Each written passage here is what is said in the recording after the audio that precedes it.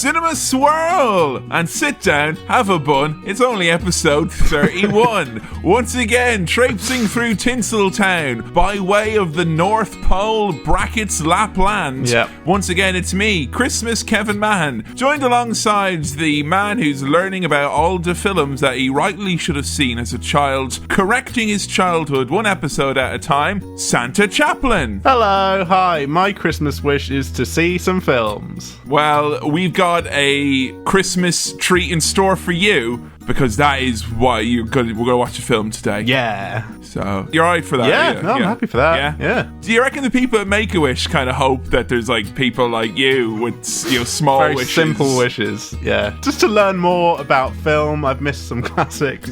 Mate, we can do that. That's easy. There's this Irish guy, he's got a beard, he'll sort you out. It's fine. Yeah, because I mean, they look at the books in March and it's like, oh, there's a lot of red there. The books are dripping in red ink, they are. Would he not ask for just to watch a film? Would you watch a film or something with him instead? Yeah, alright then, that's good. So how have you been, Sam? I've been alright, yeah, pretty good. Think I've done all my Christmas shopping. Oh, yeah. You got some Christmas presents under the Yuletide tree, have you? Yeah, sure have. So yeah, I'm pretty excited for the festive season. When you get to be a big grown-up, as I am now, it's all about just doing the shopping and then getting it done, and then that's the real Christmas. That's my present, feeling like I've done it now. It's all over. Are you telling me that you are now one of these people who is like into this giving as opposed to receiving? It's quite fashionable these days. Oh no, I love to receive a gift.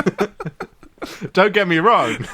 I'm still very much into receiving physical goods, but I just like knowing that there's no more presents to buy. It's a nice, relaxing feeling. Do you find yourself at this time of year going to places and maybe picking yourself up a little treaty poo, and maybe under the guises of, getting gifts for someone else, I'm not buying myself a little treaty poo. These are treaty pies for other people, Well, it's funny you should mention that. I have bought myself...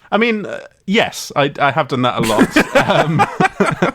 I've fallen victim to Black Friday many a year. Do I like a reduced price advent calendar after the 1st of December? You bet I do. And just this very afternoon, I bought some half-price Lego sets from The Entertainer, and told the man on the counter, these are great little stocking fillers for the kids, these. Don't have any children, don't have any young relatives, but I just, they're for me, them. I mean, personally, me, as someone who can appreciate a good toy, I find myself going into shops like Smith's or Toys R Us, collect some wrestling figures, grab some bits and bobs. And there was a point in my life where I was very self-conscious about that. Yeah. And then, a couple of years ago, I was like, wait a minute, I look old as fuck. So they just think I've got, families and shit. And all you have to do is tuck in your shirt, and then no one's going to give you any hassle. They think you're a respectable citizen, you know? Well, I'm a business boy now, so I'm wearing proper grown-up clothes and black shoes and stuff when I go out. So people will just think, he can't be a can't be a sort of man child. He's got responsibilities and things to do. Little do they know, these amiibos are for me. They're not for my young cousins at all. No, they're getting nothing from me at all this year. One of those Nintendo, what's it? The switcheroo. What's it called? Really, I know what they are, mate. Son of a Switch, am I right? I mean, come on, hey. I'll tell you what, I'd rather be in queue for a Switch than in a queue for a Wii. Hey. Yeah, you have Christmas jokes, huh? I've had a little Christmas present to myself this year, Sam. Well, it's kind of an overindulgence of sorts. Okay. And it's an overindulgence of what we're here to talk about. It's films. I've had some housing issues as of late. Right. In that the house that I was in was lacking some of the kind of the creature comforts, like carpet, electricity, heating, little treats like that. So I found myself actively not wanting to be in my home. Okay. And I don't know if you ever had, it was kind of a weird vibe, because usually it's like, oh God, can I go home? It's that classic home is where the heart doesn't want to be, that kind of, as the saying goes. They say wherever I lay my hat, that's my home. But you don't want to put your hat on a non-carpeted floor, do you? You don't want to get it all... No, and I left a bunch of hats in some of the better travel lodges across the northwest, to like just lost loads of hats. Like, and that's not your home, is it? No, it's not. It's a lodging. So my overindulgence, the way we got around this was going to see as many films as possible. Now, long-time listeners of the podcast will know that we've often discussed the idea of having food in cinema and whatnot, and recently I admitted an overindulgence in taking that to a worrying degree. You did. I do think I may have gotten to the point now where it was like food and board in the cinema was kind of the direction I'm going. Are you going to the cinema for the warmth and the comfy chairs more so than the films? Is it very short-term rent? It is like, I mean, London's crazy prices, but £5 for 2 hours in Manchester is pretty reasonable. It's competitive. Yeah, you don't get much room, but the telly is massive. It is. Yeah. And it's only the one room, and it's a shared bathroom, and it's a shared kitchen, and there's only popcorn in there, and it's very, very expensive. There's a premium there. It's like the world's worst minibar, basically, and you have to queue for everything. But what I will do is I'll go in there, me and Joe will pop into the cinema, and it'll be sat there now, and kind of taking out the dinner out of the bag going, imagine if we lived in a cinema and this was our telly. It'd be massive, wouldn't it? It's like the living room, more like a life of 100 million people room. It's so big, mate. Good times, semi-living in the cinema. What's the worst thing you've taken in so far, or the most indulgent thing you've taken into a cinema so far? It would be soft French cheeses.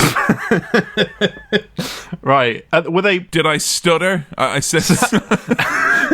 Listen to me now. I said soft French cheeses. Oh, yeah, there was more than one, let me tell you. Now, when you say soft, I don't think smelly or pungent. You've not gone that far. Are these quite plain cheeses? No, because I reckon, like, there's some proper smelly fuckers in the cinemas around these parts, like, Sure. Like, fucking smell like 8-day-old garbage, in a dump. So, it's fine. You can eat a smelly cheese and kind of get away with it. Right. Like, worst case scenario, much like the time when I would sneak into the cinema, would snuck in Starbucks and pretend that, I'm diabetic. Yeah. I would be as willing to go, Sam, to pretend that I'd done a fart in the, I just did a fart, sorry. I thought you were going to say that you pretend to be the opposite of lactose intolerant, that like you really need lactose all the time. I'm calcium deficient. Just shoving cheese into I need it. Well, them bones need calcium. Yeah. It's often been said. So, ho, ho, ho, and a tea, ha, ha. It's time to check into Santa's mailbag and see if the redirectors went through. We set them to us instead of Santa. It's the mailbag. Yeah.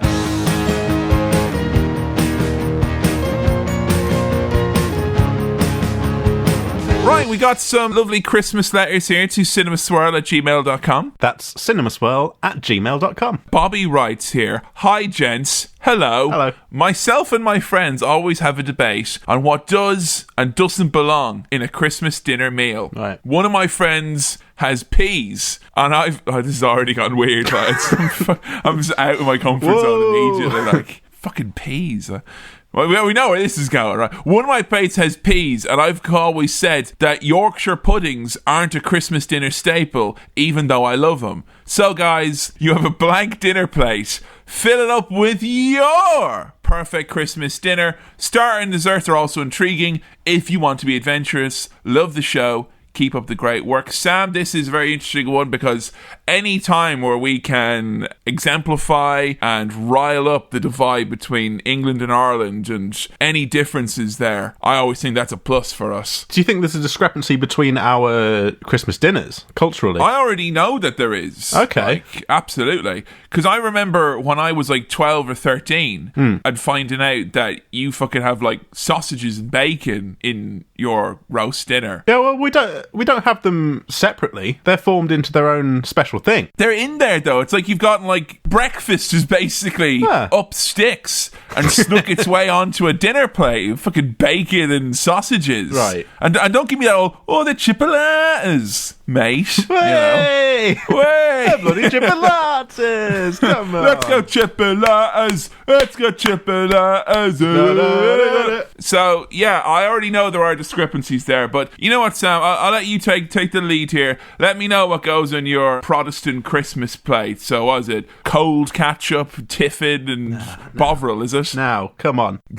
So, it's funny you should mention the sausages and the bacon, because probably my favourite thing that I wouldn't put on just a standard roast, but I associate it with Christmas, is... Yeah, we're talking Christmas here. This is a Christmas roast, yeah. See, sometimes you can just think, Christmas dinner, that's just a roast. It's not. It's different. Pigs in blankets are a favourite for me. I love them. They're great. Yeah, I mean, you must like That's them. more of a it's a party food, though. They're not on the plate, like. No, they're on the plate. They're in the dinner. They're part of the dinner. That's a feature. Right. If it was up to me, I'd just have pigs in blankets. Yeah. Loads of roast potatoes. I mean loads. Stuffing. And a little bit of turkey. Done. Little bit of turkey. Yeah. That's it. Just no vegetables apart from the potatoes. So you're basically like, kind of, that's what you think what my brother would have had when he was like 15 and like, I'm going to eat 10 plates of dinner, Mom, shut up. I'm not going to clean my room. It's going to fill it full of stuffing and fucking a little bit of turkey. I love stuffing. I love pigs in blankets. I love roast potatoes. I think those are the key elements. And gravy. A lot of gravy. Have you ever made a roast dinner, Sam? No, I'm not that much of an adult yet. I just haven't done it. I've roasted a chicken once, and that was very exciting. How did it go? Really good. I think I've talked about it on the podcast. Spatchcocked it, marinated that boy. Yeah. Put it in. Cock-a-doodle, yes. That's not a roast dinner. Like, you gotta be able to shove something up its arse to make it be a roast dinner. Like, I haven't done any of that. I haven't endured the grueling process of actually making a roast. I've been to a few Toby Carveries in my time. I've shut a few down, like, you know. Right, I'll tell you, people like you are the reason why making roasts are stressful. Right. Because if you eat there like 20 hours, whatever it is, to take a roast dinner these days, and there's like, I'll have a little bit of turkey. You know, the thing that has been out of the fridge and has taken like, you know, most of your adult life to cook in the oven. A little bit of that, please. Oh, and all these other little extra bits that are difficult to add on top of that. Yeah. And you're not eating your veg as well. Turkey's not all that, though, is it? It's nice. I was about to say turkey's not a vegetable, I know. It's just not. Right, let me lay out a Christmas dinner plate for you. Right. Okay? This is coming at you. Oh, sprouts. I like sprouts. Put sprouts in there. Sprouts. Sorry to interrupt. Sprouts. Yes! Sprouts! You like sprouts? Yeah, I love sprouts. In fact, the only vegetable I want is fucking sprouts, mate. Well, that's good, because they're like, it's scientifically speaking, the less favourable a vegetable it is, the more passionately a child will go, ew, vegetable. Yeah. The more, it sprouts, sprouts.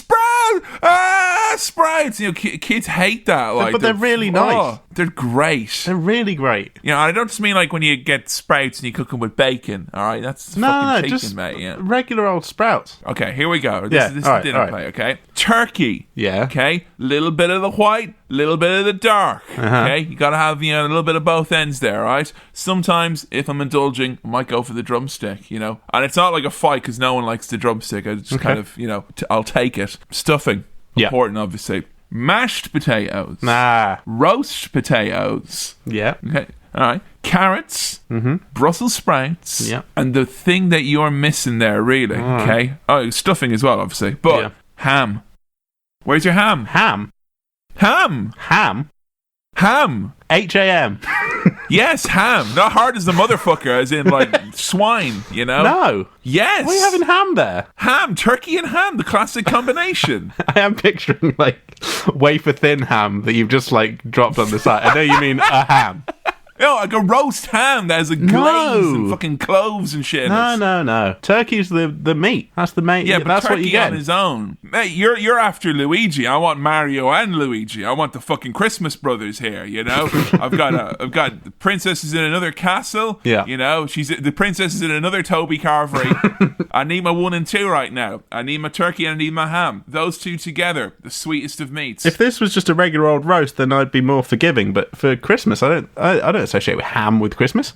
A Christmas ham? You're having a less good Christmas. Right. Because guess what happens after that then, Sam? Not only do I get to have a turkey sandwich, I can also have a ham sandwich. That does sound good. Or turkey and ham sandwich. Oh. So, You just think about that. Yeah? I was going to argue that a leftover turkey and stuffing sandwich might even surpass Christmas dinner in terms of enjoy. But if you've got a small crescent of crisps on the side as well, then yes, it could well be. Okay, you're just going for pure indulgence here, right? So if we're going pure indulgence, it might as well be this. Right, here's your Christmas dinner. Yeah, Yorkshire puddings, loads of them. Yeah, the little crispy bits in the bottom of the pan when you've made the turkey. All the really small roast potatoes that have broken off and become very crunchy on their own. The bacon you put on top of the turkey that has become fossilized in the baking process in there as well. A little bit of gravy over the top. Yeah, I just want a dinner of crispy bits. Yeah, a crispy dinner, like, you know. It's Crispmas, for fuck's sake. I mean, they call it that for a reason, right? I've got a couple of important questions about Christmas dinner for you. Yeah.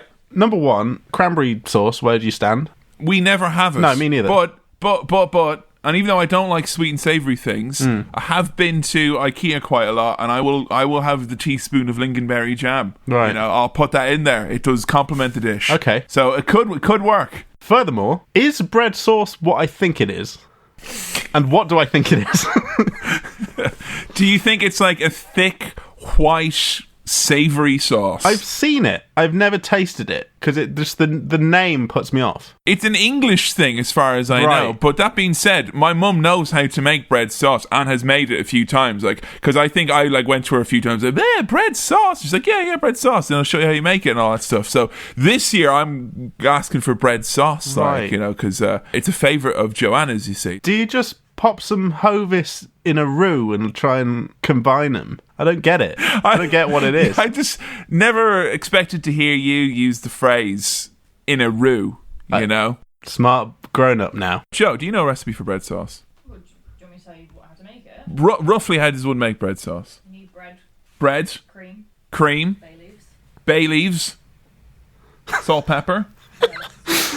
And you simmer it away then. There's no flour in it. The thickness comes from the bread, doesn't it? There's milk in there as well to water it down, because it's not just cream and bread. You do a mix of cream and milk. Yeah. Jeez, that sounds... I'm fucking hungry now. That sounds delicious. When Joe said bay leaves, I thought she said Baileys, and at that point the recipe was just bread, cream and Baileys, and I thought, don't put that on me dinner. That's an Irish bread sauce. That's what that is, like, you know, mushing all those things together to try. Way, like, and then if you pour that into a whiskey, it's called a carb bomb sauce. Bread sauce. Yeah.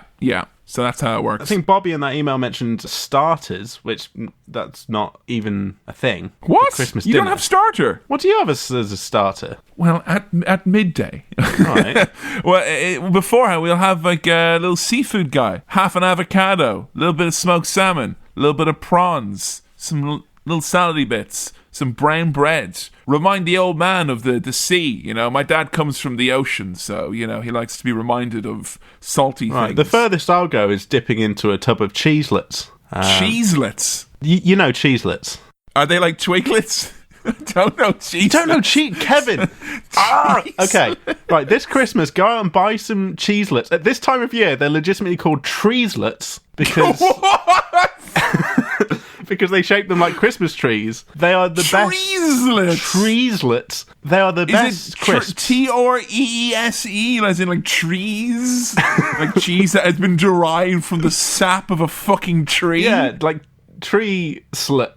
Well, that sounds terrible. That's so horrible. No, it's not made of trees. It's still made of cheese. Well, it's not made of cheese. It's just a cheese crisp. Do you like cheese? Then try new cheesy trees. Oh, I can't believe you haven't had cheeselets. They're the best. No, I feel a bit left out in that respect. Christmas indulgent. And puddings, I'm not that into Christmas pudding. Yeah, it took me like 26 years to realise I just don't like Christmas pudding. Like, I thought, maybe it's just I've had a bit much to eat, or, just this was a bit too much of a big piece, or, maybe I shouldn't have had this type of cream, or maybe I should have custard. It's like, no. It's just not nice, I don't like it. Yeah. It's got weird hard bits in it and mixed peel, which is the stuff of Satan. If you want my opinion, you get yourself a mince pie, pop it in the microwave, pop its lid off, a little bit of cream in there, or ice cream, and that's all I need. That's all I need. Yeah. So, all right. It's not like my dad, when he was a kid, he ate a whole selection box and he got brown sick everywhere. I remember that. Yeah, good times. It's just, I think every year we should warn people. It's a tradition. I know we laid out like an idealistic, crispy Christmas treat there, but don't eat that because it'll be beige sick everywhere, probably, more than likely. So Don't eat too many treeslets this time of year. there should be like PSAs for like maybe not have all of that food this year, lads. Like, and have someone just being like, oh, on a kind of on a billboard. Oh, this Christmas, just have a fucking think, that kind of, just a real like make Britain look at itself, It's just like, don't you be coming over here messing with our Christmas, mate. They could do an insert into the glossy magazines and it'd be like, it's a nice colour kind of envelope. It's like, don't open till Christmas Day, 6 p.m. Christmas Day, don't open it. And then you open Christmas Day at 6, you're like, it'll open up then as a treat at the end of the day. And it's like a mirror and it's like, take a look at yourself. What have you done? Like, this is not an excuse for excess in this degree. But it's for me, though, because I got the winter vomiting bug and I was shitting all weekend, so I've lost like a stone, so I'm going to eat all the treelets. Yeah, awesome. Yeah, as many trees as I want this year. Yeah. Like, even French trees. I'm going to have multiple French treeses. Yeah, well, now, seeing as we're talking about food that is important over Christmas, for a long time on this podcast, you've, and let's face it, accused me of eating tiffin. Yes. And being a Protestant. Yes. Now, I don't think I've ever had tiffin. Right. Well, that's your story. You can stick to it. That's if my you want, story. like, But I went out and I tried to buy some tiffin, so that as a Christmas treat, I can eat some, and we can share in this moment together. Now, when I went out to buy the tiffin, none of the shops seemed to have it. This is weird because how many times, like, tiffin swirl is something you've wanted to do for a while. Yeah. By the way, this segment is going to be called Tiffin Swirl, I'm assuming. Yeah. And is it going to have, like, Protestant, like... Yeah, there'll be some Protestant music as well.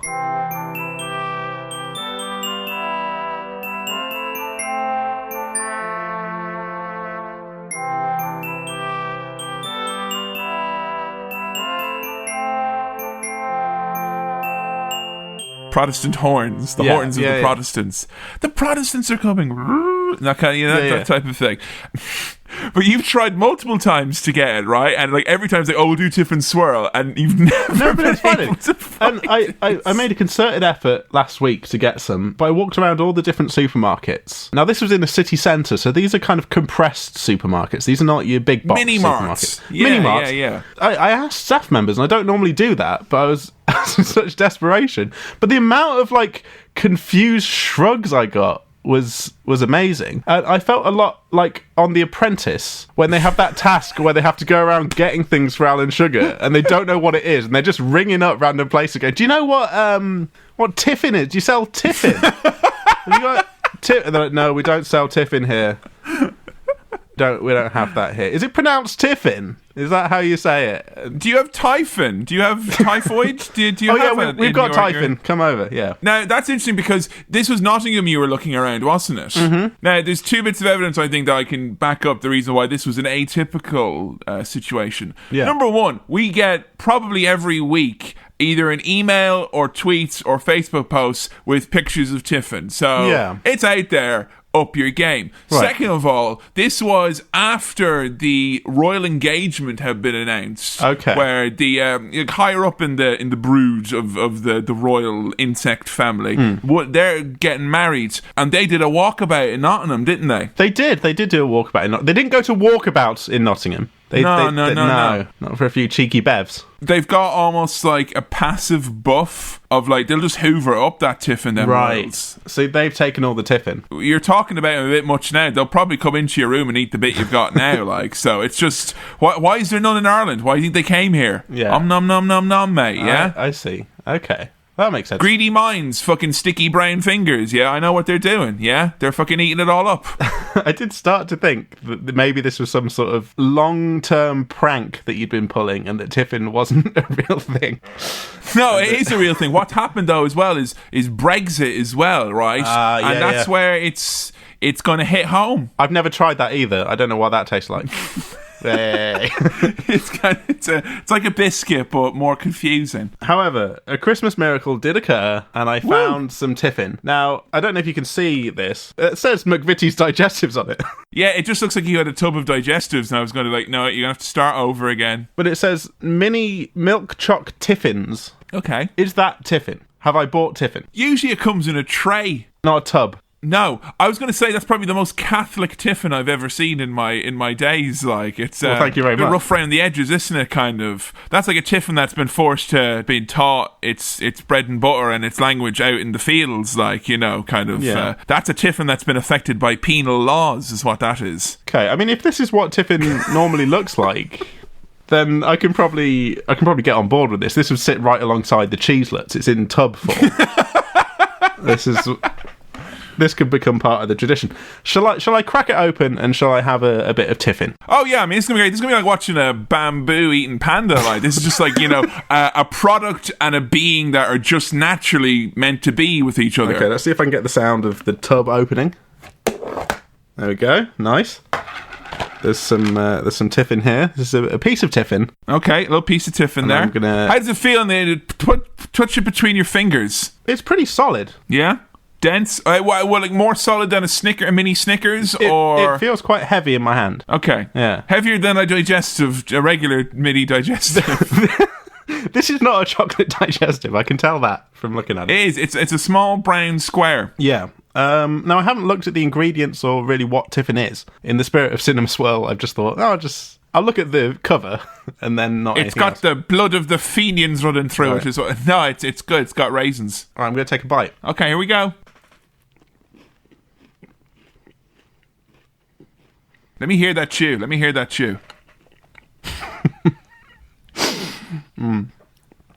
Just think about how awful that'll be for everyone at home. Just the close-up chewing. That's why I wanted it.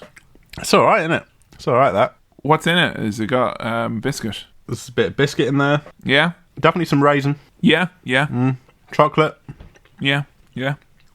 Sort of like Rocky Road sort of biscuit. It's like a much less fun, oppressive Rocky Road because there's no marshmallows or anything like fun in it. Like, it's just like raisins, biscuits. I don't want this section to be underwhelming, but like it's all right. That. How many Cromwells out of 5 would you give it then, Sam? It's nice. It's nice. Yeah.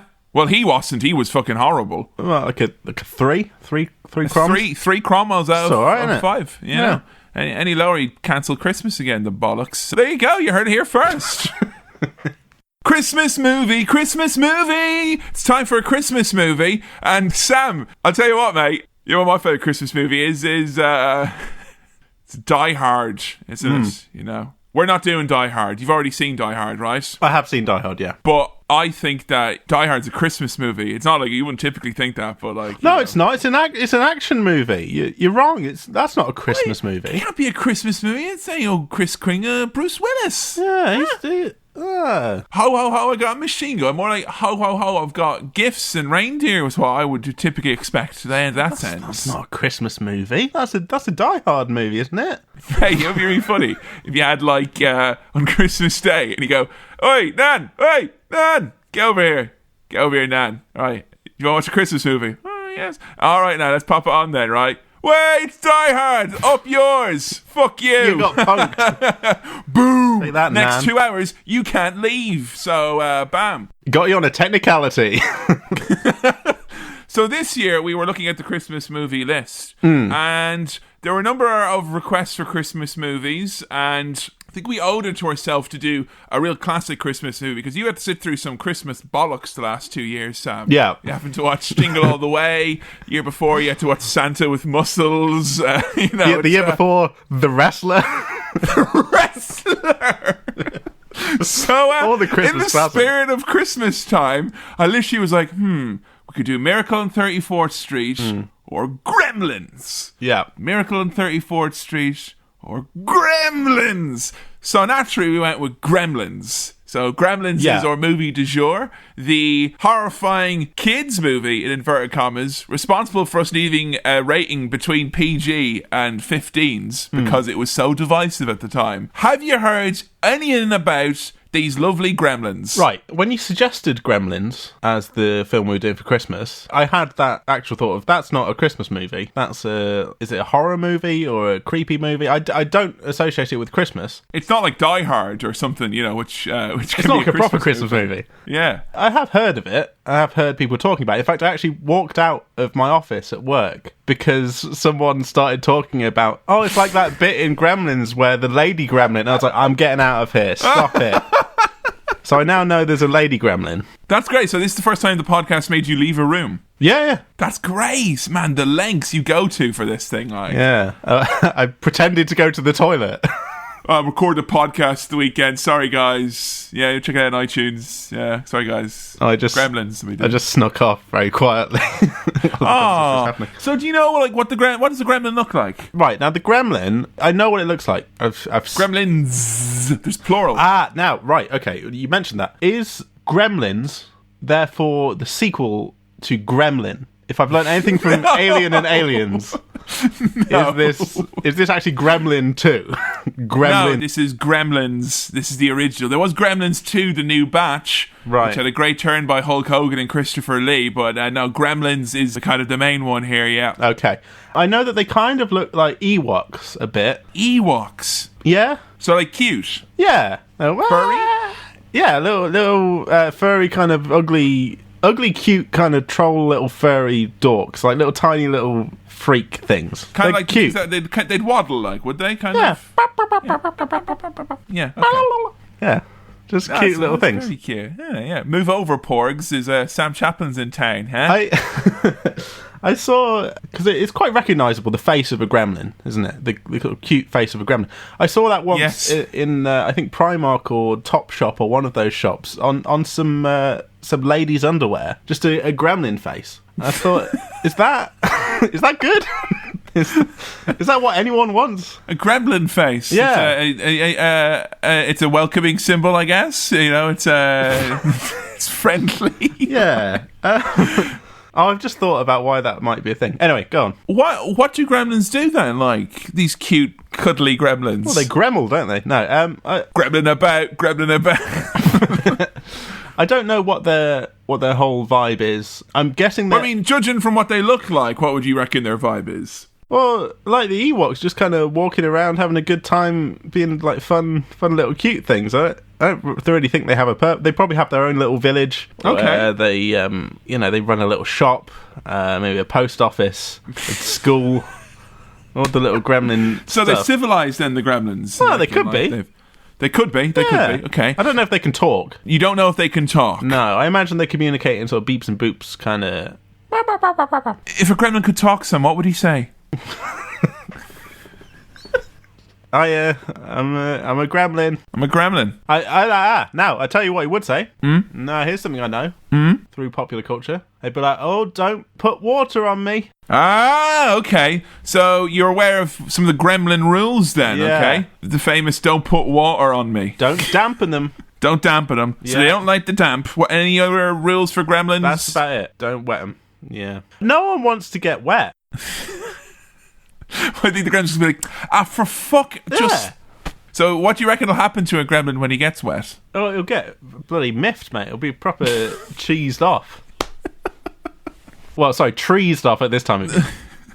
It is, yeah, this time of year. So we've got cuddly, cute, kind of slightly weird, beeping, booping, possibly civilized group of guys who, understandably, would be upset if they got wet or damp or whatever. Yeah, which is perfectly reasonable. What type of movie do you think Gremlins is, then, on the basis of what you've got? Like, Right, now... because I'm not telling you what it is. I could play the fool here and be like, oh, it's just a nice movie about some fun. I know it's kind of horrific in some way. I know there's some scary elements to it. I know these are not pure beings. I know there's some kind of evil element here. They don't suffer fools gladly. No, they don't suffer wet gladly. But I don't know what they really get up to or who... I don't know who's in this film. I don't know how often the humans are involved. Are there humans involved? I would guess the gremlins exist alongside humans. Okay. I don't think this is set on the gremlin planet. Do you think... So you... Gremlin homeworks. Do you think the gremlins are here to save Christmas or here to ruin Christmas? Well, maybe someone's like put some water on them and they're proper cheesed off, and they steal all the they put water on all the presents. It's like a get your own back. Maybe they ruined Christmas in that way by wetting all the presents. Wake up on Christmas morning. Well, no one gets any presents then. There you go. Poured water on your Sabutio. You're fucking happy now. Yeah. Oh, Mum, my fidget spinner is wet. You know, it's going to be a pretty tough Christmas. Mum, this is anything but lit. You're conducting yourself here on Christmas morning. Mum, this is 100% extinguished, is what this is. It's damp, mate. It's damp. Well, we've got a treat in store for you then, Sam. We're going to go and check out what these little gremloids are going to get up to and how it's going to impact on our merry, merry Christmas. Let's go do a cinema swirl. Ho, ho, ho.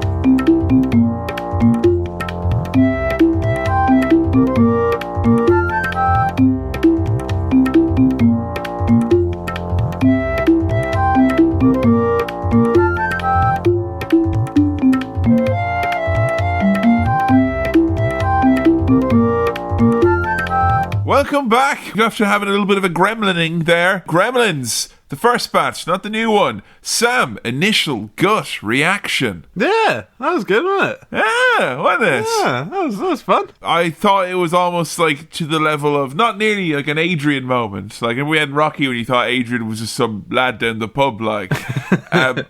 But I was biting my lower lip a lot when you were talking about how you thought the gremlins were all like cute and fuzzy and shit. And I didn't know if I wanted to bring up the kind of the moist, cold, reptilian, bubbly, oozy nature, the very sinewy nature of this movie. No, it's good that you didn't, because those horrible, sinewy, oily, gross, slippery gremlins, you don't see much of them in the old pop. You don't see them on the front of any pants, do you? But old Gizmo, old cutie over there, he's all over the shop. But they don't show you the other side of that coin. Yeah, they don't really embrace the more gross, disgusting side of that brand. So did you not know then that Gremlins was? For me, when I think Gremlins, I think those fucking horrible guys with the big ass ears and the lad culture gone awry and all that.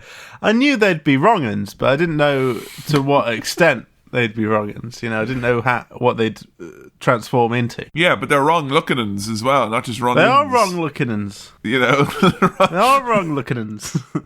Before we start, I want to know one thing, because I don't know if there's any good point to bring it up, because it's a movie that's dominated by one special thing, and I'm talking about puppetry, animatronics. I mean, it was puppetry, all of it, and some clay work. How did it hold up for you? I mean, I don't know how much of a carer of some physical effects you are. I know we saw some cracking physical gore in The Thing recently, but how did Gremlins hold up on that end? Yeah, no, that was fine, because I don't think the Gremlins were trying to look realistic. They are kind of, by their nature, sort of weird and cartoony, freaky looking, and so the puppetry, or sometimes I think a bit of stop motion-y type stuff, kind of just added to the unsettlingness of those little horrible creeps. See, yeah. It didn't detract from anything. I think it adds to the fun, adds to the weirdness. Because they couldn't do this these days. They couldn't. Like, if they were to remake, I mean, there's word they're going to remake Gremlins, like, and they couldn't do that, though, could they? Because they wouldn't be doing the physical effects now if they did it. Like, they'd cast Johnny Depp in it, like, that's just what they'd probably do, like, that's just what they do now. Andy Serkis would be motion capturing as a gremlin. You'd have all ping pong balls on him being a gremlin. That's what would be happening nowadays. And he'd win an Oscar for it as well. We open in Chinatown, and it has a very kind of noirish vibe to it. Rand Peltzer, inventor. So he's like kind of the main character's dad is kind of narrates the opening and the ending of it. But isn't really the main character.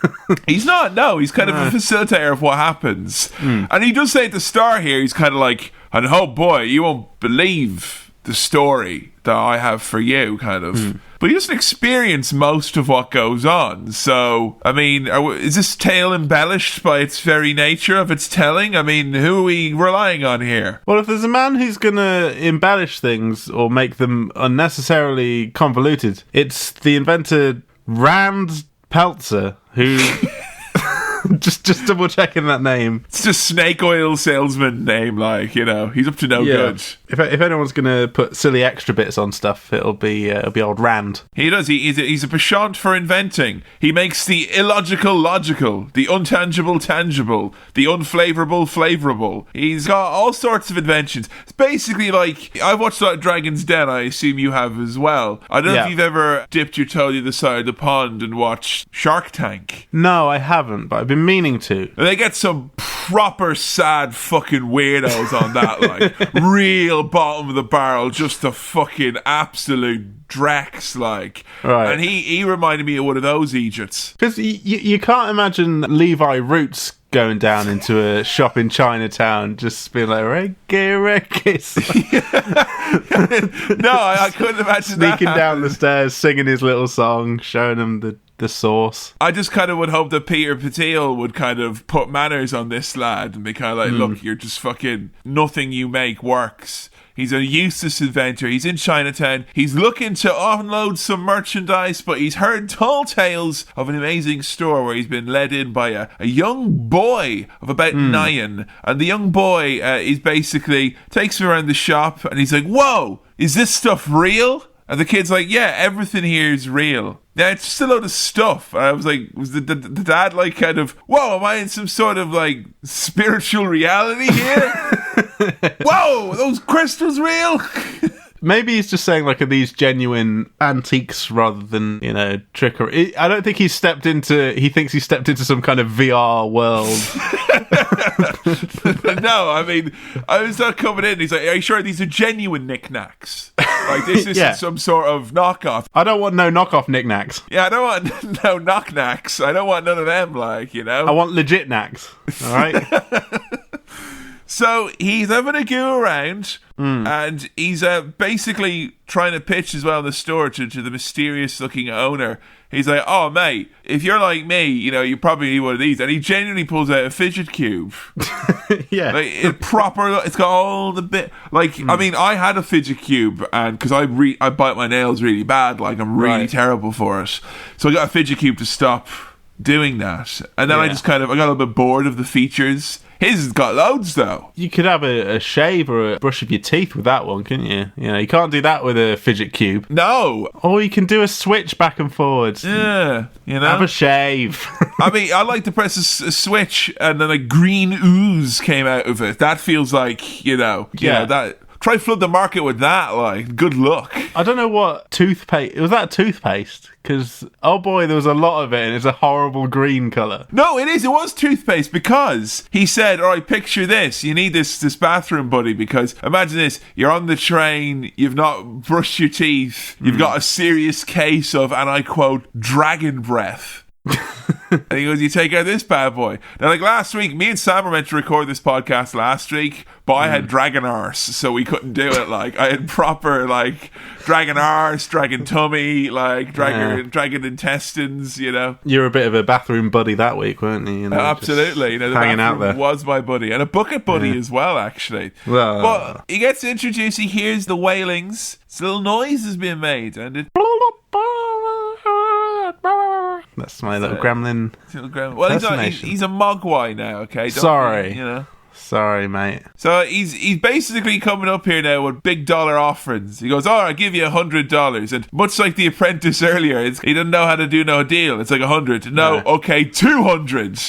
I'm really desperate. I've looked everywhere. I have to get my son something. If I don't leave this store with your product, you've literally got me on a knife edge here. Everything, take it all. I don't mean to be over-referencing obscure British TV, but this is a lot like Dickinson's Real Deal, this situation, where he's putting out the notes, I'll give you 200, and the owner's like, no, I'll take it to auction. I will. And David comes over and says, right, let's take it to auction. And they bring the little mogwai over to auction and see if it sells more than the dealer offered. Just a fun reference for our international listeners there.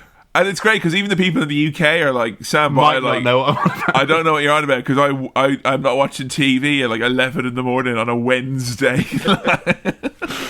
The owner says, with great mogwai comes great responsibility. Yeah. Or something along those lines. Pretty much, yeah. Uncle Ben over there, like. Little on the nose there. So he doesn't want to do the deal. He says it's a bad deal. Should have followed the money, but he doesn't. So instead, we do like all the proper wheeler dealers do. He does the deal out back in an alleyway with a child. That's the way of doing it. Cash under the table, did it with a child, no questions asked, a little bit of old school business there. That's how we do it, So, comes in a small carry case. Yes, very convenient. Oh, I was very confused. I was going to say very bad for the animal's welfare, but... But mate, it's not real, mate. It is real. Everything in that store is real. The real as real can be, It's a real deal. It's a Dickinson's real deal. Oh, I just, I'm a bloody human, mate. I'm concerned with my own practicality. So, like, if it's like around. Time to take your cat Miles somewhere, do you go, all right, into the carry case, into the suitcase, like, Well, you have little cat boxes, don't you? You have little... Yeah, like a drawer, you just open up, get in there, and you go, all right, good night, We get the rules laid down, don't we? We get the three rules of Mogwai. Yeah, the first rule of Mogwai Club is you do not talk about Mogwai Club. And the second... Yeah, that's the first one.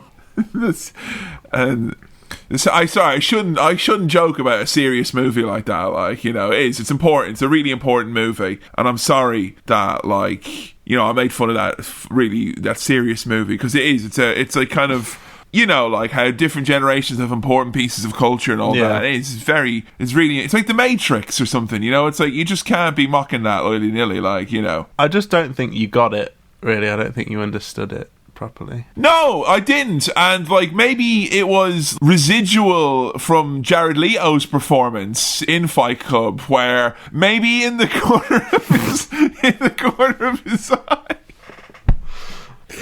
I could see I see it there in the corner of his eye in one of his scenes, his famous scenes in Fight Club. I go, hang on a minute, what's going on in there? Am I seeing the beginnings of a monster?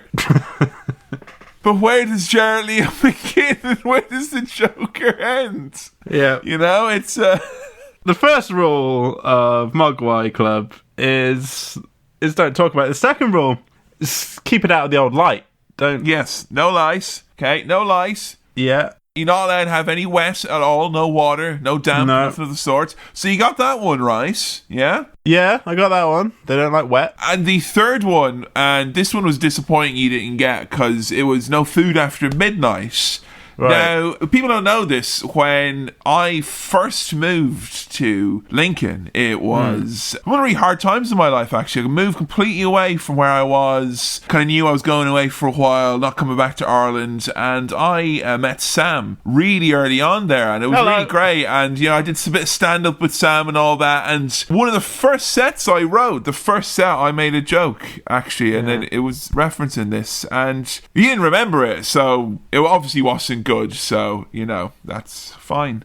I mean, a lot of times in comedy, for me, there are references made to popular culture things, and what I do, and this is not just you, this is all comedy, is I will politely laugh and pretend that I understood it. Yeah. And that is not on you. That is on me. Okay, that's all right, It's kind of like when I watch Lee Mack and I laugh and I pretend he's done an actual joke, a proper one. Yeah. Like, you've not experienced some of the things that Lee Mack has experienced. That doesn't mean you can't pretend to laugh at them. I've not walked a mile in his shoes, Sam. No, I have not. I'll throw my hands up in the air and be the first to admit that. Exactly. On the topic of being fed after midnight, midnight snacks, where does Sam Chaplin lie on that contentious topic? Well, I used to be all about the midnight snack life. Oh, yeah, I think you've told me this before. Yeah, like kind of a late night kind of cheese and bread or something, wasn't it? Yeah. These days, I'm not really up past midnight So not really anymore. I think it'd be like a really like strange thing for a partner to experience if they woke up in the middle of the night and you were gone and they're Making like, a toasty. and you're gone and they're like, if you woke up and they were gone, you'd probably be worried, like, and then it's like, where were you? It's like, oh, I've made a meal and I've just eaten it. I'm not like cooking a roast as we've established, but maybe like a sandwich. Theoretically, a midnight snack sounds like a great deal, but I think the ethics and the actual digestive mechanics of it just makes it implausible for me. I think It's not worthwhile. No. So there's a couple of nice little references here when we get to see a shot of the town. Firstly, there's a little Indiana Jones there on the old billboards. Stevie Spielberg executive produced this bad boy. Yeah, it was like a Steven Spielberg Presents. He was the, first name we see, really, apart from Radio Rick or whatever that Indiana Jones guy was. So Spielberg, he just randomly saw this script and he said it was amazing and wanted it to be made into a movie because he thought it was like, really, really like, a marketable, popular idea. And the guy who actually wrote the script, he didn't even write it to be like an actual movie. He wrote it as like, here's a sample of... Like, it was a spec script type of sample of writing. I didn't ever expect for it to actually be made. And so, yeah, that's kind of peculiar. Another interesting thing is the actual whole town you see here, this set, it's the same one from Back to the Future. Well, I didn't recognise it as that, but I recognised that kind of town really looking like a set, but in a nice way. I enjoy how it looks, that it's kind of slightly unreal. Slightly pleasing and consistent. Yeah, it's the same one. It's probably been like a million things you've seen, probably. There is a tree sale on, and there's a tree boy selling, and that is very scary. A little tree boy coming to life. Don't like that, It's very... It's our friend Corey Feldman from... Yeah, it is actually Stand from Stand By By Me. Yeah. Doing well for himself, Corey, isn't he? Yeah, there he is. Didn't think I'd see him again so quickly. Yeah, he's pretty much been very consistently appearing in the last 3 episodes, I guess. Except he didn't appear in the last episode. Twice he's appeared now, Corey, here on the podcast. Here's one for you. Getting a tree is a tradition. Yeah. Is that a thing you've ever, done or know people to do? Because... that ain't shit in my life. Because the woods near me... Getting a Christmas tree? Well, no, to go and get a fresh tree. I've never done that, I don't think. Have you had, fake ones? Yeah, we've had fake ones. Yeah, that's I was there when we got, the new good fake one, when I was, 13. That was a big moment. We still have that one. It's lasted, eons, so... We've got a fake one now. But we've had real ones in the past. And was it come on guys, let's all go down and get the tree, family adventure? Yeah, you go down to the tree place. And where do you put the tree? In the house. Yeah, but how'd you get it from the place to the house? How'd you get into the house? No, how do you get your tree from the place where you get the tree zone, and get it to your house? You put it on the top of the car, strap it down. Really? Your dad's done that? I think so, but then maybe I'm just imagining the movies when I say that. Now I'm starting to doubt whether that's a real thing. Mate, you just taken either the red pill or the blue pill. One of those. You've taken one of them. I'm sorry, I don't mean to make light of a serious movie, but he's it's a laugh, isn't it? He's the Matrix. It's a laugh. It's a bit of bollocks laugh. It's no big deal. But he's taking a pill here. Really. It's all dreams, isn't it? So we meet our main character, Billy. He's an aspiring cartoonist boy who's got car troubles and a lot on his mind. Now, if you'd have told me that Billy was an aspiring stand-up comedian called Jerry Seinfeld, I would have absolutely believed you, because he looks more like young Seinfeld than actual young Jerry Seinfeld. It's amazing. That is. It's really, really amazing. It's eerie almost. Yeah. He takes his dog with him to work. What is with this movie? And it's fucking whoa, animals, find the smallest space possible and just fucking get in there, dog. Cram him in. Cram him under the desk. Who takes their dog to work anyway? Is that an established thing? Is this like the tree thing? That can't really happen. I used to work in a place where dogs were brought in to work. And was it kennel? No, it was when I was at the University of Lincoln. All the people on the corridor, because they're all animal welfare scientists. They all had dogs with them. Right, that's a different story, isn't it? So I fucking hate dogs. I had to walk up in this corridor and be like, oh, I'm going to go get my mail, or go to the staff room. Oh, Nah, fuck off. There were some Yeah, cute dogs, don't get me wrong, but there was big, big fucking beast dogs. The kind of ones that Luke Skywalker should chop an arm off of, like, them dogs. Yeah, get away. Yeah, but it's not like you're working in a bank. You're working in, like, an animal place, right? Yeah, that's true. Can't have a dog in a bank. That's true. Dogs don't belong in banks. Come on, guys. You know? Mate, I asked for my deposit, not a bone. You know? Not a dog. Not just a dog in a bank. What's going on? God. You know, and you have to be online banking these days, and you're probably talking to a dog on that chat box, mate. You know, you're a fucking mug. Yeah, go in person instead. There's it's like a neighbour or a local man who just hates anything foreign, anything at all. When the car's frozen up, he's like, it's a bloody foreign car. That's why American cars are better. It's foreign car. You know what I'd love to do to him? I'd like for us to go and meet that guy, that crotchety old man, and go, guess what, old man? In our country, your American car is foreign. Yeah. Boom. His mind would be blown. And also, when Billy goes past the movie theatre and we pan around the town, a film called A Boy's Life is showing. A Boy's Life? A Boy's Life. And I wonder why we weren't watching that. That would be that'd be my choice for Christmas. Yo, A Boy's Life. A Boy's Life for me. Of course, it's a footballer's life that we all aspire to, you know? Yeah. Training hard, earning your money. Back of the net. There's a nice lady at the bank who's getting Billy to sign a petition. She's nice. And then there's a mean bank lady. There's a horrible How do you know lady. she's a mean lady, Sam? What's the cue for her being a mean lady? Because she's wearing black and she slags off a local woman and her kids for not having money at Christmas. Do the music there for as well. It's like... like the music for Jabba the Hutt, like it's fucking evil. Like. She's carrying a snowman head, and she's upset because the dog has messed up the Santa statue. So you know what happens. You know, it's eye for an eye. Your dog messes up my statue. I take your dog. I kill your dog. And it's lucky that I don't kill your dog sooner, because if you don't give me your dog to kill your dog, I'll find your dog and then I'll kill him anyway, or send him somewhere to be killed, or I'll put him in a dryer and dry him. And a guy just goes, yeah, that'll do it. Yeah, a local man just like, yeah, that'll kill a dog. Not that I know from experience, but yeah, I'll probably do it. Probably kill a cat as well, you know.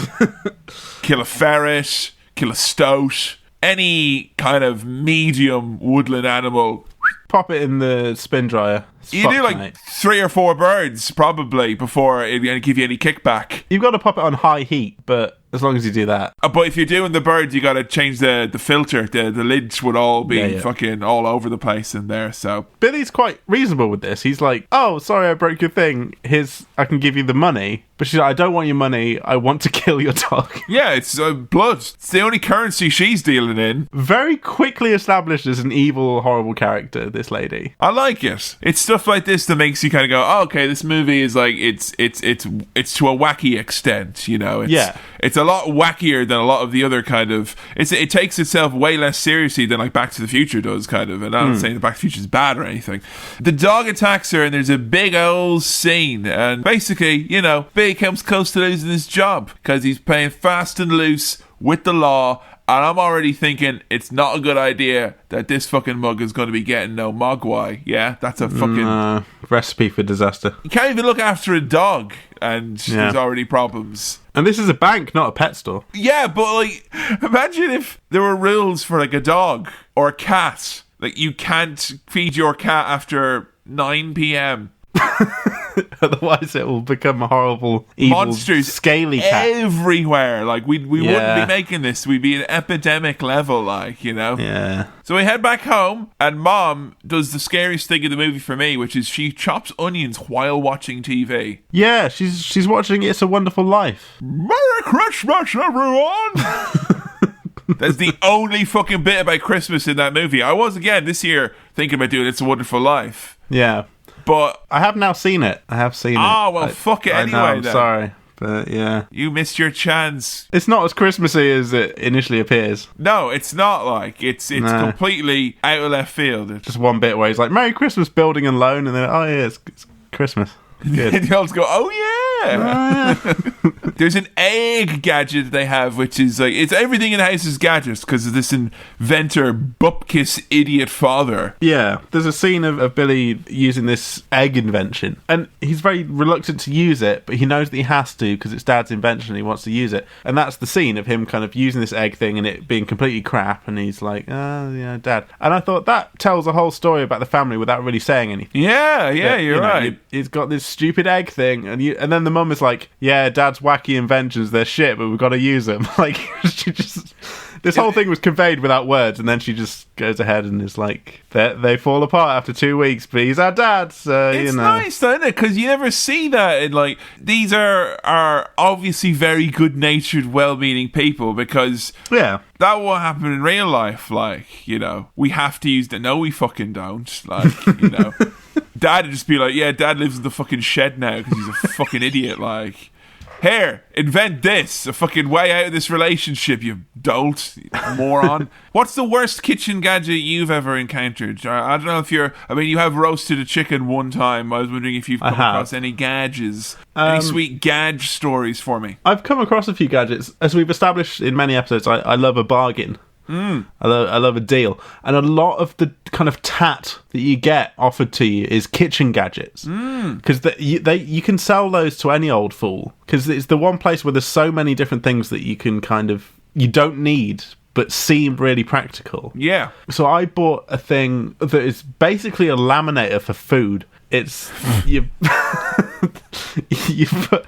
put your stuff into like a bag, and then you put the bag in this machine, and it's a vacuum seals it, and then you get this compressed, horrible, scary, squashed bag that you can then freeze, and it saves space and keeps it fresh forever. And you use this how often? About twice when I first got it, and then never again since then. Where is it now? I'm not 100% sure where it is now. Is it the kind of thing that would just kind of be like gently moved out of the house without you knowing? It will slowly go into a cupboard, and then from a cupboard into a loft, and then from a loft into a bin. It'd be assimilated into a charity shop. Yeah. But, I mean, maybe I could get it back out again and freeze some fucking tiffin or something. Yeah, that'll work, you know? Put them in the food laminator. Well, Sam, obviously, I can imagine how distressing it was this last week when you went off and had difficulty and thinking, like, oh, God. First thing that went in your head was probably not another tiffin drought. So you can be prepared next time. Much like the... Save some. Yeah, much like the landlord squirrel who takes all the nuts and makes sure that he's got plenty for winter. You too can be prepared. Yeah. Dad arrives, he's home, he's got the gift, and the alive living thing is in its little box and now wrapped up entirely in paper. So, there you go. Bad for the welfare of Gizmo. Yeah, pretty bad. There's actually, like, as far as I know, every year in America, dozens of animals die in that very scenario. Oh, Christ. Like, that's terrible for the animals. That's the main point. But also, what if you opened on Christmas Day just a dead animal? Isn't that... What a horrendous scene that would be. So the way you were setting that up was kind of like, oh yeah, I know it seems bad, but imagine if you opened it Christmas Day, boom, dead animal. Way! Merry Christmas, everyone. Mate, you fucking done me there, you have. Is this your... Mate, Santa Claus, not Banter Claus, am I right? Like a prank gift. Is he dead? Oh, he is, yeah. Oh, God. Oh, look, he's so small. God. Jesus. Dead, though, isn't it? Not moving. So imagine he's dead, though. He is. I was convinced when I saw the little mogwai popping up, and the dog going near it. I was like, that dog's going to get killed very soon. I was so sure of it. My first thought as a kid was that he was going to eat him. I was like, the dog, because he has that kind of like a kind of a licking his lips like kind of. Well, the dog was going to eat the mogwai, or the mogwai was going to eat the dog. I mean, real life, the dog probably would. He'd just be like, yeah, fucking look at that nice little piece of meat there, you know? Yeah. Yeah, he'd eat it, you know. He'd probably eat it in front of everyone at Christmas dinner as well. Like, it'd be a fucking spectacle. It'd be awful. Okay, Gizmo, you got to tell me about this. Our main man here. Yeah. Freely admit, I love cute things. I do. I love cute things. Mm-hmm. Do you love cute things? Yeah, sure. Awesome. That's great. How cute did you think Mogwai was? Like a solid 7 out of 10 on the cuteness scale. Pretty cute. Really? Yeah. Do you not think he's cute? I think he's cute, yeah. He'd be more like a 6-7 for me, though. Okay. You know, he's cute, but the problem with him is that he has to be doing certain things for me to go, now. If I just see him on his own, I'm just like, oh, Jesus. Looks like one of them weird monkeys that, like, you know, fucking beats off all day or something like that. His mouth is a bit weird. Yeah. He's kind of like one of them, like, weird monkeys from the jungle who, like, kind of, you know, does cocaine and has sex all day or something like that. Those weird monkeys. You're the ones that Attenborough's like, you don't want to know about these monkeys. They're just fucking, just ignore them. Just don't put the camera on them. They only want the attention. Those fucking horrible bollocks is there. So, yeah, contingent cuteness for me, I guess. Mogwai. Yeah. He's scared of the flash of the camera, and already they're fucking up, Sam. Like within seconds of opening him, they're breaking the rules. But this might be before the rules have been laid out to them. Oh yeah, because the dad's like, forgets the rules. Fucking more. This is why you're a failure as an inventor and a provider. And a father, really. And a father, and a human as well, actually. I would say, though, I would probably break the rules pretty much straight away. Yeah? Yeah. What'd you do? I mean, I'd probably just one of them I'd probably do first, like a little bit, like, you know, I'd probably spit on him, like, just a little, you know, just, really? Water? Let's see. Boom. Let's see what happens then, you know? And then I kind of, you know, draw it from there. I have a bit of a history of this, like, because when I was, like, 9 years old, I went to Paris, and I got a cool lamp from a museum as a birthday gift. I was like, wow, look at this cool lamp. It was a cool lamp. And it weren't rules necessarily, but there are certain rules, I think. It was my own lamp. It was my first own lamp, my own room. And I think one of the assumed rules was don't spit on the lamp. And I felt inclined to challenge those rules. Right. I would do a little drip on the lamp, and it would go, and it would kind of bubble up the spit. Oh, onto the bulb. Onto the bulb, the hot bulb. Yeah. And I thought, oh, well, if I do a little bit of spit and it goes and it bubbles, if I do a lot of spit, it'll look really cool and be a great night. Yeah. And then I just spat on my lamp and it exploded in my face. And then my mum came in, and I was literally just like stood, like, you know, close enough to the lamp that you're probably spitting on us. Yeah. You know, and my mum goes, what's happened? I go, the lamp's broken. And then my mum, she went down and she had to have a look at the lamp, and she kind of touched it a little bit because she could see there was liquid on it. And she go, did you spit on that lamp? And I went, no, I didn't. But it was, you ever one of those situations with your parents where it's like, look, it's more embarrassing for me to admit that I have a kid who spat on a lamp. Yeah, that you kind of mutually agree to keep up the lie that... Yeah. We both, like, the two parties involved decided that what happened didn't happen, and therefore it has not happened. So even though I've told you that story, it did not happen. It didn't happen, no. Canonically speaking, off the record. And also as well, I think that'd be really bad because I, like, legitimately couldn't keep a Tamagotchi alive for, like, more than 5 minutes. No? I killed scores of those. Like, just bam, dead, wasted. Did you deliberately do this? No, I would just, like, fuck you just up. Neglected them, yeah. I would either neglect them or get bored and overfeed them and, like, you know, pet them so much, like, their face came off. So, you know, kind of. Yeah, if you got a Mogwai, you probably break one of the rules. Yeah, at least one initially. There'd be one on the first night, and then, depending on that go, there'd be a few other breakages of rules later on. But you wouldn't just, like, open it up at midnight, shine a big bright light on it, pour water on it, and shove some ham in its mouth. No, I'd spit on it. I would. I'd give it a little, just a little, you know. Right. Just a little. It might blow up in your face, mate. Mate, it blows up in their face here, if let me tell you what. They have, like, band practice with Mogwais. That was cute. really cute. That was lovely. Pressing the keys and you go, boop, boop, boop. I've got that keyboard that Billy was using. I've got that same little keyboard. And that's I awesome. was trying to find it for the podcast so I could play a few beepy boopies, and I can't find it. Don't know where it is. It's probably the same fate as a food laminator. Probably long gone now. Maybe, it's been laminated, and it's been put into cold storage. But it'll be mad fresh next time. There'll be some fresh beats when you play that bad boy next, let me tell you. So he does what I would do as well. You know, I would break the rules, but I would also put hats on it. Put a funny Santa hat on. Yeah, the only one hat though. Like, you got to do. I was expecting a montage of hats, like, you know. Oh, of the Mogwai coming out of the changing room and being like, yeah, huh? Yeah, and then, like, nods or thumbs down. Yeah. The juicer that the dad has made is also rubbish and is broken in the way that it can make infinite juice from one orange. Yeah. Dad, you solved world hunger again. We just wanted some flippin' juice, you moron. But it's more like a smoothie, isn't it? It's more like a kind of thick gunk coming out of it at the end. There's a lot of ooze in this movie, isn't there? Loads of ooze and gunk and gunge. A lot of it. Yeah. It's surprisingly got a very 90s aesthetic for a 1984 movie, like. A bit Nickelodeon at times. I must say as well, do you notice how everyone is like in complete defiance to all of these like 80s movies?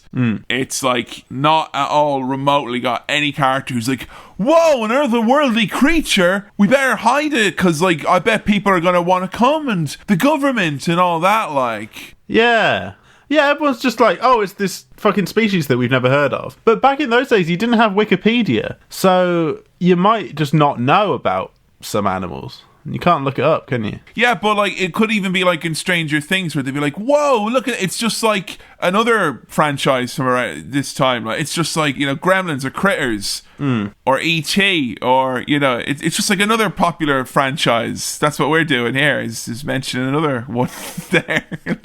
You know? So, I mean, everyone is cool. There's no worries about this. Even when, like, you make Corey Feldman comes around and he, like, drops some water on it and, like, oh, you know, he's like, cool, whatever. Oh, there's 5 of them now. Cool. Yeah, grand. It's all right. Yeah. I mean, Mogwai got dampened pretty quick. A lot of these rules are being broken like that. Like, I thought they'd drag it out a bit longer. No, pretty much instantaneous rule breaking, you know? But straight away, a pot full of water just goes on him. When I was watching this, Jo was watching it as well, and she fucking thought that the little furry guys growing and being born, she thought that was the grossest part of the movie, pretty much. She hated it. It's quite gross. Yeah, they're ugly. They're really fucking ugly. Yeah, they come out as like little fucking fur pellets off the back of Gizmo. And then they kind of just vibrate and grow big. And then like they've got these really fucking minging, manky ass faces. Like just, fucking hell, how do you exist, you gross fucking disgusting thing? And they're surly as well. They're all like mean fucking faces on them.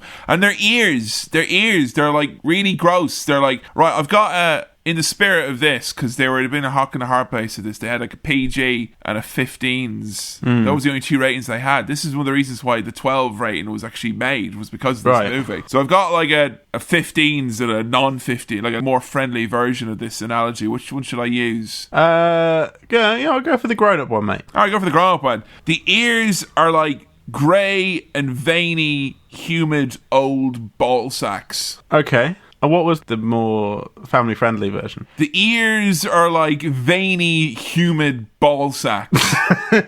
Hey. It's just, you lose 2 of the descriptors there, old and grey. Yeah. But probably veiny and humid are they're the more raunchy adjectives, aren't they? Like, they are. So, you know, I guess so. They should ring the shop, really. I mean, that's what you do in this case. You ring the helpline, you know? Yeah, but, I mean, does that guy look like he'd have a helpline number? The scary shop owner guy? Well, he knows where it is. Like, tell Dad. I guess he could have just gone back. Yeah, look, mate, I bought one of these. Taking it back. Everyone's got dollar signs in their eyes, like, you know? There's no shop that you can reasonably go, I bought this product from you. I now have 6 of them. Can I give you all of them back?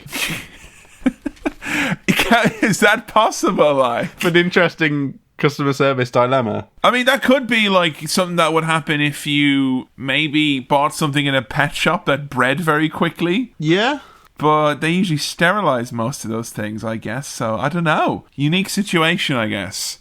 These fucking rowdy gizmos, though. These rowdy mogwai. Not having any of it. They're fuckers with their pints on the train at 9 a.m, causing everyone to be feeling a bit upset, like, you know. Yeah, they're all rotters, aren't they? They're playing Donkey Kong. They're biting. They're hanging the dog. They've been, stringing up the dog. They're being all loud and annoying. I don't like them. But there is kind of, you know, from an old teaching standpoint, right? You've got the obvious, the gifted and talented there. You've got Gizmo, you know, and he obviously needs to have a bit of attention there. But I really would question the long-term good of putting all the rowdy group there, the low achievers, in a small suitcase on their own. Going, blah, blah, blah, blah, blah. That's gonna sow discord in that group. Yeah, I mean, you want more of a sort of mixed ability classroom rather than just that's not on, is it? They might have eaten Gizmo though, like, because, you know, that's probably a thing you have to, you know, it's in their house instead of a coffee machine like I'd have. They've got like a Bovril dispenser. I did write down that the coffee machine is just dishing out Bovril.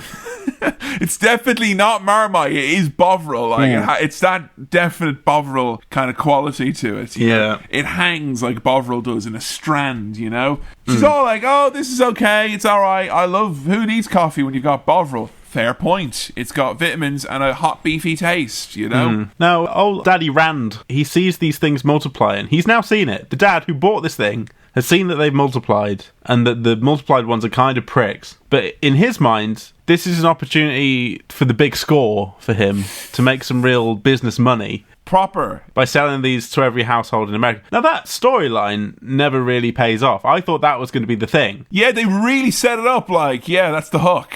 Sells this to all these different households and then they start fucking shit up. But that's not really what happens. He goes away to some robot convention and then comes back at the end. Yeah, Dad doesn't really have a lot to... Maybe it's because it's him telling the story. This is his embellishment, you know? But he really sets up this whole thing like, the Peltzer pet, he'll be in every home in America. They set up this whole thing, this aspiration, this idea that he has. It's ridiculous. These dollar signs in his eyes. He's an inventor. He didn't invent that. It's made of meat. You can't invent anything made of meat. It's literally impossible. That's like going against the laws of nature. That's the law. When people are like, when does science go too far or inventing go too far? It's when you make something of meat. Yeah, it's wrong. You can't. It's ethically wrong. Yeah. So they decide to use the 1984 equivalent of Google, a science teacher. Yeah, just bring it to fucking school. Give it to the teacher. Purposely makes more. It's like, hello, science teacher, here are the 3 rules. Well, mate, in science, he's one of these wacky science teachers. Oh, rules are made to be broken, man. Not all scientists wear white coats. The fucking ones who got proper jobs do, you fucking hippie, yeah? All right? Put it on. You have to wear a coat in the lab. You'll get chemicals on you,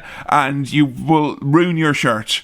And he needs to really buck up his ideas, this, that. Call the police! Yeah, or at least some kind of animal care thing, RSPCA or something.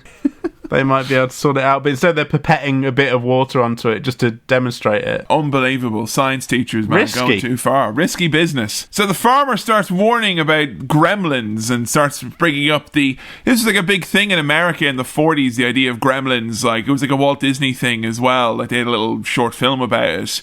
But it was like, there was a superstition almost amongst like pilots and stuff. And I know it was kind of done almost like, not like a propaganda thing, but kind of like it was like a mass advertising thing, which is like, oh, gremlins in planes and stuff like that. They're the things that cause planes to crash and causes, malfunctions in equipments. So I think that's like what he was talking about. I'm not sure if it was a genuine superstition or if it was just like kind of a publicity thing. Because Roald Dahl did like a book as well, where he brought up the idea of gremlins in the 40s also. Gremlin fever, mate. Yeah. That's the guy who hates foreign things, isn't it? It's foreign things and gremlins. Yeah. So Billy has a walk and a chat with Kate. Kate, the girl he met earlier. And he's like, oh, gosh, shucks, everyone's happy at Christmas. Kate's not too hot on Christmas. No, she hates Christmas. And she's got the data to back it up as well, She does. No, Kate says something here. She's talking about how some people are really depressed at Christmas. Which, fair point. That is a shame.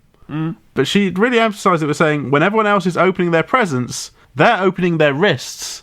I think, geez, Kate, like... It's a bit on the nose, Bit much. Just... Opening the wrist, like that, Jesus. Fucking hell, gripping it and what? That's horrifying. Yeah. God. And then she's like, oh, you're fucking, what, you ragging on me for not liking Christmas? Can't handle me with a really graphic, grotesque fucking description of suicide? What's the matter, Billy? Are you a loser? But to be fair, like a few moments later, Billy asks her out. So maybe that kind of brusqueness, brusque isn't the right word. Brusqueness isn't a word. It might be. Maybe that, that realness is kind of charming in a way. I want a girl who's going to be like, yo, I'm going to make a really fucking graphic, disgusting suicide analogy. Let's meet up on Thursday. Yeah. Yeah. Let's continue this discussion over drinks, huh? Yeah. Yeah, I think it's a fair point. People who get depressed and stuff on Christmas. Mm-hmm. I remember a real innocent, shattering moment for me. I think I was like 10 or thereabouts. It was the first Christmas where I wasn't just based at my home. We had to go and visit my granny who had moved into a home. So we had to drive for an hour to go and visit my granny. And when we were driving there, on the side of the road, there was like a dude who clearly had like a big fight at like a Christmas party or a dinner or something, because he's wearing like, Christmassy clothes, but he looked like he had fucking tears in his eyes. He looked really angry and he was storming up the street. And my mum and dad were like, oh, someone's had a big fight on Christmas. And I was like, yeah, why? What? And I looked out and I was like, whoa, wait, what? Oh my God. Like, I was like, I didn't think... Bad things can happen on Christmas. Yeah, that's just how like insulated I was. It was like kind of, but Christmas is when there's Game Boy. Like, how can there be bad things on Christmas? So yeah, that was not a patch on her bad Christmas experience. No, but still pretty bad. The teacher at the school, the science teacher, he looks way too happy to be injecting and blood testing this gremlin. He's really like relishing this opportunity. Yeah, you think he'd like go to, other scientists? Yeah, there must be other teachers in the school who'd be like, hey, what's that thing? Let's maybe talk about this before you start testing its blood. And how's this guy meant to get all his marking done and be doing this shit as well? He leaves the place at 2 a.m. It's like, mate, where are your lesson plans for tomorrow? His absolute bollocks. He takes blood, gives him some drugs. I do not think that science teachers have that general authority with kind of aliens. I don't think he does. Back in the homesteads, the rabbits are causing some mischief, bouncing about the place. Those raven rabbits, eh? Yeah. And they get some food, and they eat really grossly. Yeah, they do. And I tell you what, Kevin, it looks pretty late to be feeding these guys. It looks pretty late. But Billy checks, doesn't he? He looks at the clock. 25 to midnight, thereabouts. Okay, got some time. If there was a rule for an animal or a pet that you encountered, which was don't feed them after midnight, and it was fucking 22... you'd probably still not feed them, wouldn't you? I'd have an hour buffer, yeah. Yeah. That's I would be kind of like, right, just to be safe, it'll be 11 then, Kind of like heading off like 20 minutes early on a car journey, just to give yourself a little bit of leeway, just exactly. To be extra careful. That's kind of, this is very much the taking the motorway, he's not doing that here. He's just going reckless. That food's still going to be digesting after midnight. Maybe we'll leave it. Also as well, I think it's really important, you can't give out rules and not explain their consequences. No. The only one that gets explained is like, don't put them in the sunlight or fucking kill them. That's pretty well established. And so the guy's like, oh, so if I get them damp, like, what, is it just like paralyze them or like maim them or... Don't mention that bit. Just don't put them in the sun. It will kill them. Don't get them wet.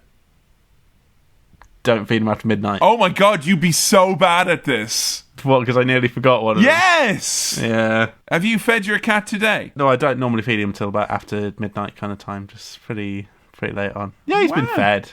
He's a late night eater, huh? Joke. No. Speaking of midnight snacks, huh? Up all night, baby. Oh, Deagle's on the warpath. Yeah. She's back. Threatens to kill the dog again. Really hammering it home that she wants to murder a dog. I mean, if you're watching this on Christmas with the dog in the room, this is not a very good movie. This is an awkward movie to watch that, that's not one I would recommend. Science teachers showing some movies, and all the rowdy boys, they've cocooned themselves now because they have eaten, they've tricked them, they've played old tricks with the clock, and they basically just unplugged it, and old fucking Muggins didn't check it, did he? Sneaky bastards. They've entered the pupil stage. Yeah, I didn't know that's what it was called. I probably did learn that in science and then I forgot. I only know that because there was a Far Side cartoon where there was like an insect teenager, and she's like, Mom, you don't understand. Me and Gary will get through this just as soon as he pupates. And the guy was a kind of a big round, kind of ball looking, kind of awkward, and it was very, very funny. So the word of pupil and pupate has always been in my heart ever since that moment.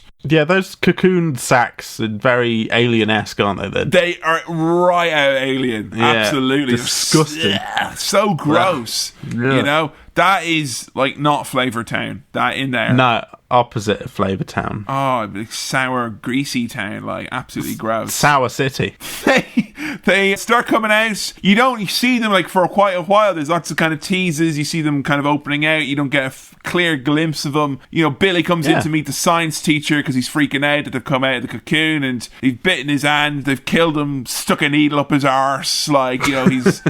mate, that's how you kill a man. Once there's a needle in there, you're done. No one's getting up from that. The slow reveal that you mentioned, the kind of not seeing all of it until quite later on. Very Spielbergian, isn't it? Very Steven Spielberg kind of deal. And he had his hands all over this. It's true. It's, Jaws. It also was a thing they showed you less because you helped build suspense. It is also much easier to do that as well.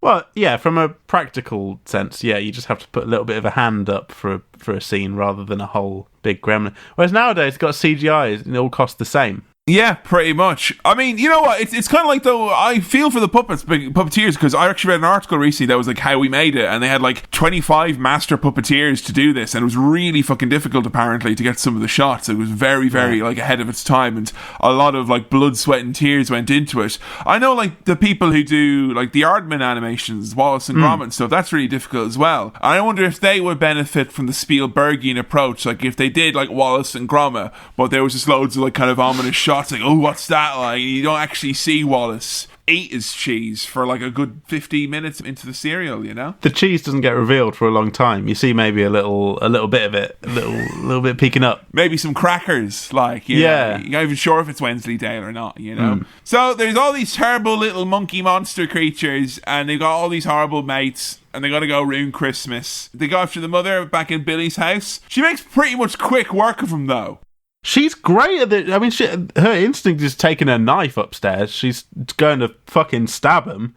Billy's ringing her saying, get out of the house. But these grotty little freaks are already here eating gingerbread and stuff, aren't they? That gingerbread was grosser than the Gremlins, though. It's fucking yellow ice. And yellow gunk coming out of it, yeah. Oh, gross. But these Gremlins look proper gross. Were you familiar with that grossness, that level of grossness? Wow. Didn't know that's what they would look like. That is amazing. So, she murders one in a blender, stabs another one, you know, a little 1-2. Psycho style. Microwaves another one as well, so. That's fucking Newgrounds animation style murder there. That's... Yeah, it has yucky. like the kind of the noise or the sound effect that if you got like a big bag full of curry and you drop like just a shopping bag full of curry and you dropped it from a 2-story window, like that heavy fucking wet splat, man. That's exactly what it sounds like. Oh, fucking gloriously gooey and ucky. I usually don't like crazy over the top gore, but because they're Gremlins, it's funny. So, and this happens so like. 1, 2, 3, like 3 big murders all in a row. There's only like 4 of them, like other than the main guy. Pretty speedy work. She's 3-0 up on these jerks already. They start strangling her with the tinsel. I think it's Stripe who's like the leader one. He's got a little mohawk action going on there. Yeah. And I don't think I could think of a worse Christmas time death than being strangled with tinsel. That is literally like... That's the worst. I don't like how tinsel feels. I really don't. No. Your dying thoughts would be, it's a bit... get it off me, and then you'd be dead. Billy bursts back in. Now, does your house have just some swords on the wall? No. But I know like people like are into like Lord of the Rings and shit, like they get the swords, don't they? So but I guess like you might still be decorating and stuff. You might want to put some swords on the wall. Maybe it's like a collector's edition of Assassin's Creed or some bollocks. Because it feels like they've been coming out every year since '84, and like, you paid like $900. They got these big fucking shit swords. Very convenient moment there for Billy just grab a sword, fuck this prick into a fire with a sword. That's great as well. I mean, he probably should have got bonus points for chuck him in the fire. That's really good. I thought he was going to get chopped, but instead he gets bashed with the sword into a fire, and then you see him burning.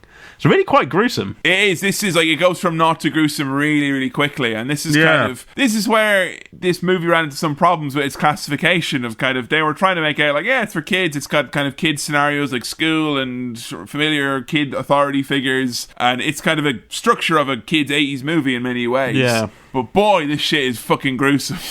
You don't see any gruesome stuff happen to humans, but the Gremlins have pretty scary deaths. Yes, very scary deaths. And it's kind of, I can't remember what that, I used to remember it when I watched it as a kid on Saturday TV, but someone had a joke, an entertainer who would hit a puppet and people go, oh, and then you go, it's a puppet. But it is they're just puppets. It's a gremlin. It's a gremlin. It's all right. It's fine. Don't matter. So Billy heads off to the YMCA where Stripe is, and he pops into a pool. And all this bubbling happens. He's going to make a billion gremlins, basically. The synth here sounded like a cat in heat. Yeah.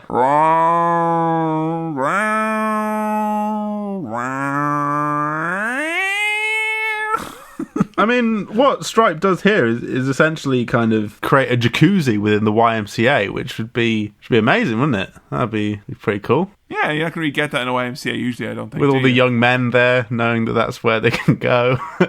Look, there's a YMCA I just wanted to try and sneak in just a little reference. Yeah, it's good, And I mean, I'm sure those young men would appreciate. I mean, I'd love a giant jacuzzi. Yeah, who wouldn't? And it's all bright and colourful and smoky and misty and yeah. I bet it smells delicious. Mate, these new bath bombs are next level. There should be a Gremlins bath bomb that How looks isn't a bit there? like Yes! a gremlin. You pop it in and it all bubbles and goes green. Oh my fucking god. No. Dragons dead. Edit this bit out and we'll fucking... No, Sam, this is it. This is our opportunity. We're going to make money. You're sounding a lot like Peltzer right now. Just you got dollar signs in your eyes looking at this... Can you imagine? Gremlins bath bomb. Can you imagine Duncan Bannatyne's stupid fucking face when he saw us drop a Stripe Gremlin bath bomb? It has the fucking gross mouth and the big eyes, and you pop it in. Boom. Green bubbles. Done. And it should smell like apples as well, because it's a nice smell. Because you want a gross smell, though. No one would buy that then. He goes to the police, who promptly do nothing. And now it's time to play one of those great games. Did you know who the person was? Yes, I did. Fucking A. Fucking Mike from Breaking Bad. Younger Mike, huh? Yeah. How amazing is that? It's really amazing. It made me very happy to see him. Because I didn't recognise him at first, and then it was his voice that kind of gave it away, and then I sort of started paying attention to how he looked. Because he was kind of a minor character. Yeah, he is. He's quite minor. But you can hear that low, kind of gruff voice. I'd seen this last when I was like a kid. Like I haven't seen this since I was like at least 10 or so. So I had even completely forgotten he was in it. Joe pointed out his name in the credits when we were watching at the start. I was like, who the fuck does he play again? And I was like, oh shit. Then we see there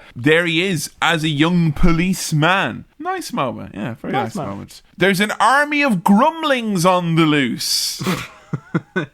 They're just fucking shit up about the town, aren't they? They're jumping on your aerial. Their mischief is wildly inconsistent. It's kind of like, what? You're not mailing any letters today, dickhead. Fuck off. Way. And oh, you fucking rotters. I need to mail those. And then it's like, hey, we're going to fucking destroy your house, old man, and kill you and your stupid wife. You gremlins. Stop it. It is weird, isn't it? Because like, I think later on they're just kind of mucking around in a cinema. But then before that, they've committed some murders. Like... I think they're just running amok, but killing people sometimes if they feel like it. Well, the word amok does not get used as soon as someone's died. They've run amok. You know what? It's funny because in Irish, with a few words I remember, a pig is a muck, which is really funny. Like, you look at a pig, oh, look at that, on muck. Oh, and they decide as well, like, to go fuck with Mrs. Deagle, that wealthy dowager. Now, I was hoping she'd get her comeuppance, Sam. I was kind of hoping she'd get a cream pie in the face, or you know, I would drop a monocle into a champagne glass or something. I must admit, there was a part of me when they came in, I was like, yeah! Kill that landlord. But, you know, they're just being silly. They're just singing some carols, scaring her. And she's like, these demons come to get me. And then they rig that old Beg's chair up so it flies out the fucking window. I mean... Happy New Year! That is pretty great, like, ridiculous physical comedy there. That's, like, almost Blues Brothers level silliness of... Yeah, it is. Killing all ladies on Christmas Eve. Some of the music in these Gremlins fucking shit up scenes is great. When they get in the digger, there's some really fun music. Oh yeah, yeah, it's really fucking great stuff. Yeah. The music, I think, generally in like 80s movies, anytime we do any of these big 80s movies, it's like always just a gloriously pleasant surprise. Oh yeah, that music is just fucking brilliant. Like, to the point now, I went to see Thor Ragnarok the other day, and they're just like taking music from these era of movies and just using that again. Put them in new ones because it was so good. Yeah, it's just like, oh yeah, let's just do that again. Yeah, we were wrong the last 30 or so years. Let's just go back to that, like, you know. Yeah, not even Santa is safe from these Gremlins. Not even Santa. Mate, nothing is sacred. Not to the Gremlins, like, you know. No. So Kate is at the bar. She's working at the bar as usual, and she's serving them. And they're all clearly underage. They're only like an hour old. Yeah, in all these other scenes with the destruction, like with the police getting the brakes cut and they crash, or Corey Feldman is having to fight him off with the catapult and some scissors, or Santa's falling over or being hurt, or that lady's been thrown out of a window by a chairlift. Whereas Katie, they seem to just be respecting the fact that it's a bar and you get drinks, and she's kind of, I mean, they're throwing shit everywhere, but she's just kind of giving them beers. But did they leave a tip? Because like most of these people working, bar shifts, Sam, they That's like their worst pretty much crime. they live on the tip. Like that is actually the real wage for them, and they don't get that. It's like not being paid at all, pretty much. Bunch of fucking Reservoir Dogs Steve Buscemi's here, just not even thinking about leaving a tip. Yeah. So I like about the Gremlins, right, is that they all have a personality, okay? And that's cool because I like that the Gremlins have personalities. Like one of the Gremlins' personalities is smoking, and another one's personality is he flashes Kate and he's like, wow, look at my willy. And he's like, but you've not got willy, damn it. Oh, that's weird. It's wrong anyway, isn't it? Indecent exposure, or is it? And Did he not have a willy? He didn't, no. He didn't seem to have a willy, like. Remember when Crazy Frog had a willy? He did, yeah. I always thought that was that he had an outie belly button, but no, it was a little willy. It's little willy, innit? Yeah. That's what I'd imagine a gremlin willy was like Crazy Frog's willy. That's great. And people are going, oh, Christmas time, I'll tune into the Cinema Swirl Christmas special. It's Crazy Frog had a willy, didn't he? Bleak ramblings. Other personalities. One of them's got a hat, and other one has got there's like a jazz gremlin. Yeah, there's a puppet gremlin, jazz gremlin, leg warmers gremlin, drunk gremlins, electricity gremlins. There's a gremlin here who's got 3 cigarettes on the go, whether they're in his mouth. Yeah. And he's sort of asking Katie for a light. He can't do it himself. I'm sure there was one smoking before who must have used a match or a lighter to smoke, but would have been repulsed by the light. Maybe he's like kind of the lighter in a car, like one one of probably those went out to the car type of things. Maybe I wonder if like after the smoking ban came in, there was some lads like, I'm going to take a cigarette out and put it in my mouth. Oh, it doesn't mean I can't chomp on him, huh? Like it's rolling around there like this fucking dickhead gremlin. I bet that happened. So Kate makes her escape via photographs, and Bill and Kate and Gizmo run through the chaotic streets, find a little place to have a quick moment, and Kate tells her sad story. Ho, ho, ho, ho, ho. Merry Christmas!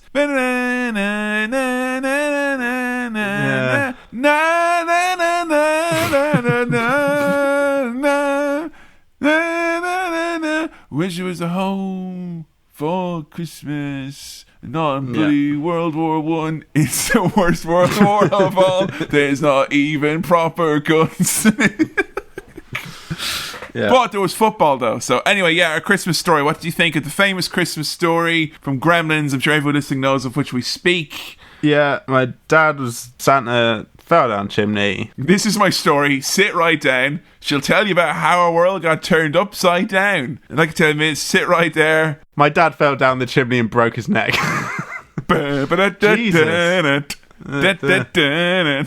Horrible, isn't it? Sad story. Yeah. You know what? This is really funny because I saw this movie as a kid. Like, I did. I saw it as a kid. And then I remember watching it was something like years ago. It was like Nostalgia Critic or someone reviewed it, or some YouTube thing I watched when I was like younger was up and they mentioned the sad story from this.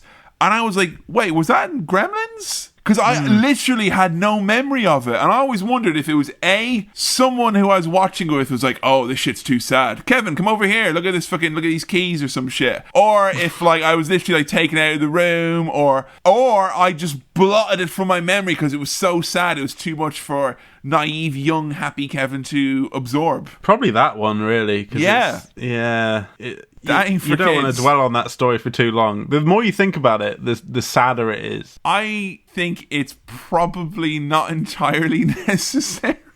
What, to the larger story of the film? I mean, it's a nice bit of character for her. It's like, oh, I guess that's why she doesn't like Christmas. Yeah, it ties up that plot thread. Has no other bearing whatsoever, like. No. Oh, then every other scene with Kate, you're like, oh man, she must be really sad. Ooh, fucking hell. Yeah.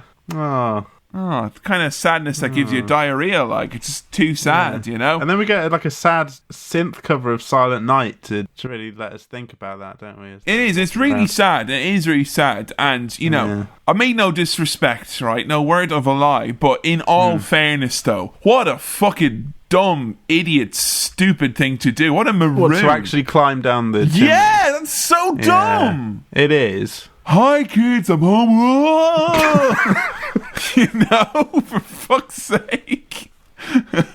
You've ruined Christmas, you fucking idiots. And you're not even around to deal with the consequences of your massive, quite frankly, shockingly massive fuck up. You dropped the ball, Harold. If only she'd have seen it in the same way and been like, yeah, my dad fell down the chimney and broke his neck. What a bloody knobhead. What a silly sausage he was. Anyway, let's go kill those gremlins. Santa or chips? Chips. Okay. Brought to me for Christmas by Santa. Oh, there we go. Yeah. There we go. There's always a new slant. There's always a new slant you can take on it. The Gremlins desecrate a very sacred place, somewhere which has been kind of a beacon for me in recent hard times. Mate, it's one thing when you kill a bunch of old stupid ladies and old stupid farmers, but when you start messing with the house of cinema, the house that Hollywood built, I'm talking about the cinema, that is a line that has crossed too far. They're rowdy, they're misbehaving. That is basically my front room that you're fucking with. Leave the big telly alone. Leave it alone. I had some real horrible customers in my time at the cinema. Oh, I can imagine. Because, you know, in my cinema, like my cinema way back home in rural Ireland, back near Mullingar, right? And it's still like this. On a Saturday morning, parents who are going in, like, to go, like, into town for the day to, like, go out a few beers and go They hang drop around. the kids off. They do. They put the kids in a matinee show and then they go, see ya. And the kids literally run around the cinema. Oh my God. Yeah, not happy with that. I mean, imagine you wouldn't be equipped really to deal with that, like what with kids running around and stuff as a cinnamon. Nor would I be equipped to deal with as a cinnamon, or to deal with gremlins just mucking about and roughing up the place. What's the worst misbehaving that you had in the cinema? Because I know you talked before about like kind of weird customers and stuff that you've had and problems at the ticket counter, but have you ever been like kind of, yo, there's shit going down in here, someone's like fucking kicking seats, or someone's like being loud or being a boor or something like that? So there's been plenty of like loud people. Yeah. Loud children. What do you do with loud children? Well, I never had to do anything. I just, customers would come to me and complain, and then I'd go to the ushers and say, there's some people kicking off in there. So you keep the hands clean. I didn't have to go in. You ordered a hit like fucking Don Chaplin over here, you know? There was a fight once. What? There was a fight over seats, because you know how you get these reserved seats. Yeah. And you know, like whenever people would book seats, they'd always say, "Yeah, but no one really sits in them, do they?" Now, it's okay to do that if there's like a dozen people or less in the cinema. Yeah, but if there's fine. more than that, people are entitled to their seats, I think. But the attitude where people are like, "Yeah, but no one really sits in them," I'm like, well, if everyone thought like that, then it would just be chaos, wouldn't it? We wouldn't even have a booking system. Yeah, There wouldn't even be a booking fee then. Could you imagine the chaos? Madness.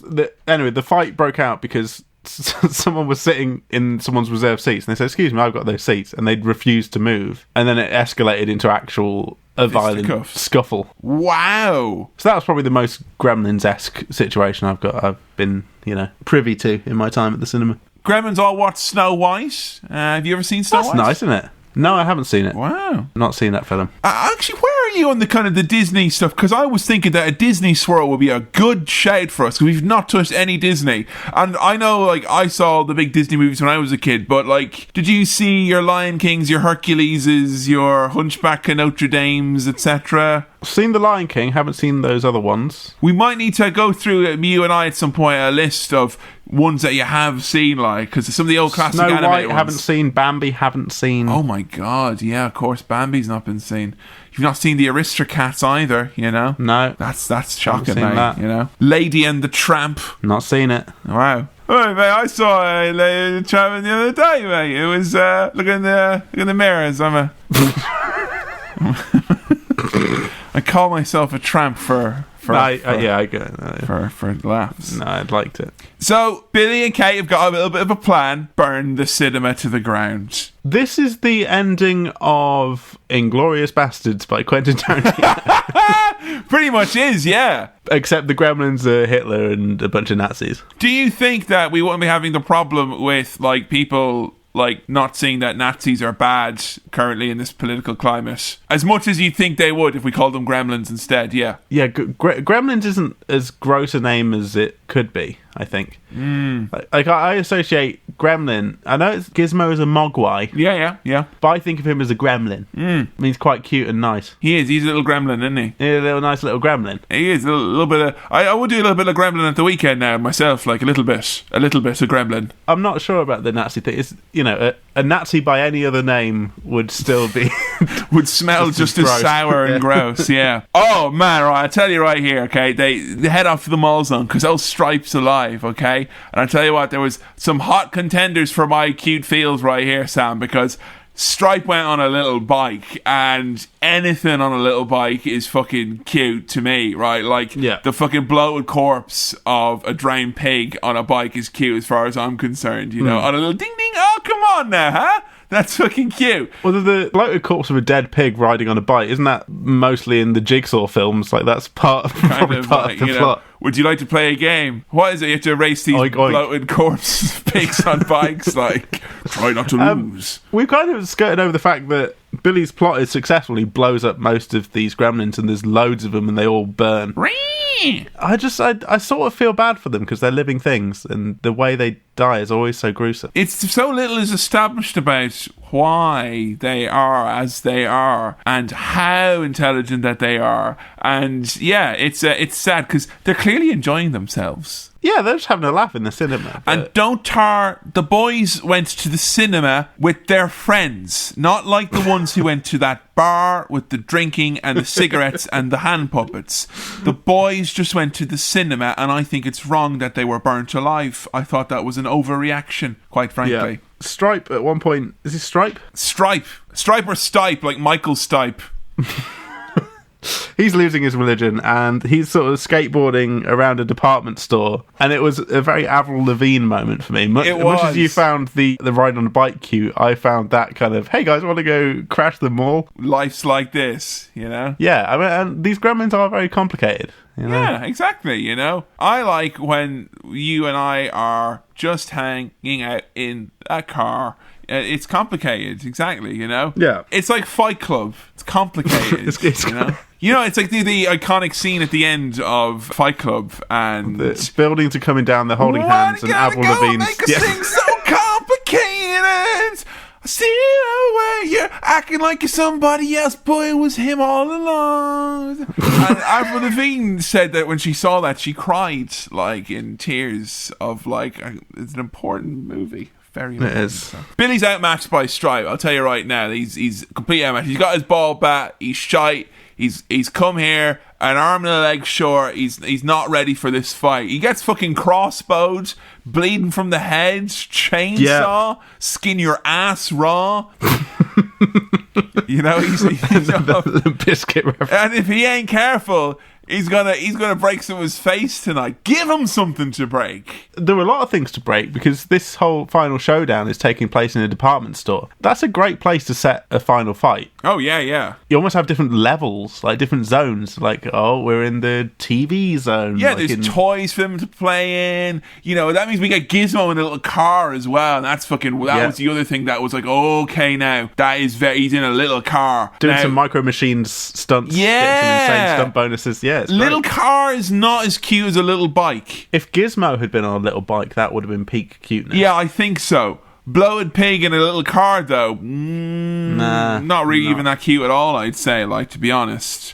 Stripe is chased into a fountain. He's basically going to make a whole load more of himself. He looks extra gross here. He's all like bubbling and lumpy and oozing. And, you know, if this, I'd be worried at the demonstration in the den, Sam, that like we would be like, oh, and you just put it in there. And they're like, oh, is it meant to do that? And it's all like gross and like, oh, fuck, this is not really how we intended it to go down in front of the dragons here. I think Deborah might think twice about investing now. My first thought when he went into the fountain was not the coins, you fucking son of a bitch. Oh, like he was going to get the... Yeah, he's like, so long, shuckers.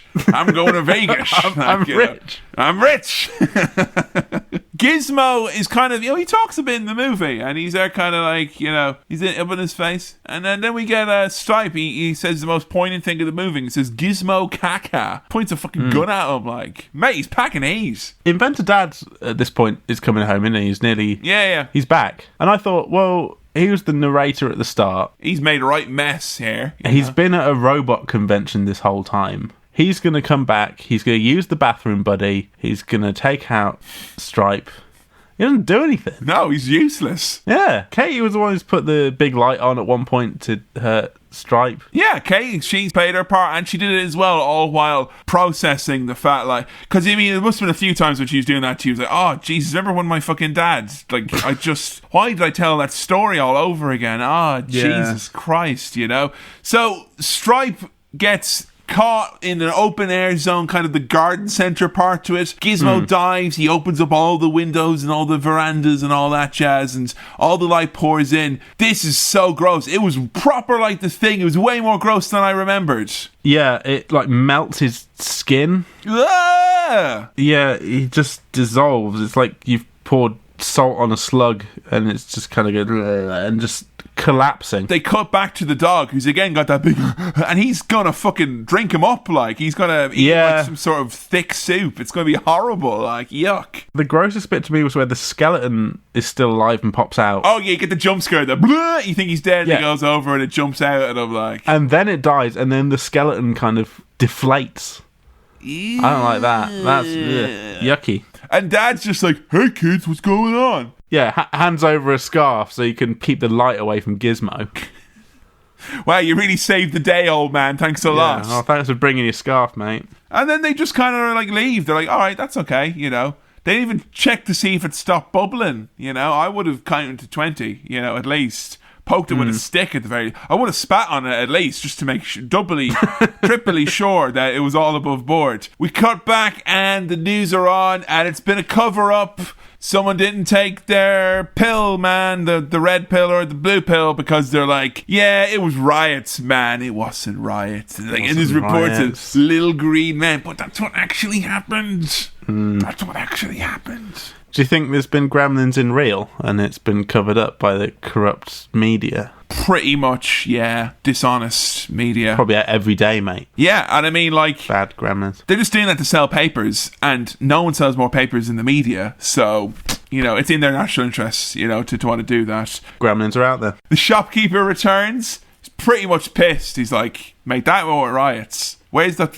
I didn't even sell it to you for one, and I've been indisposed in Chinatown, I guess, for the last couple of days.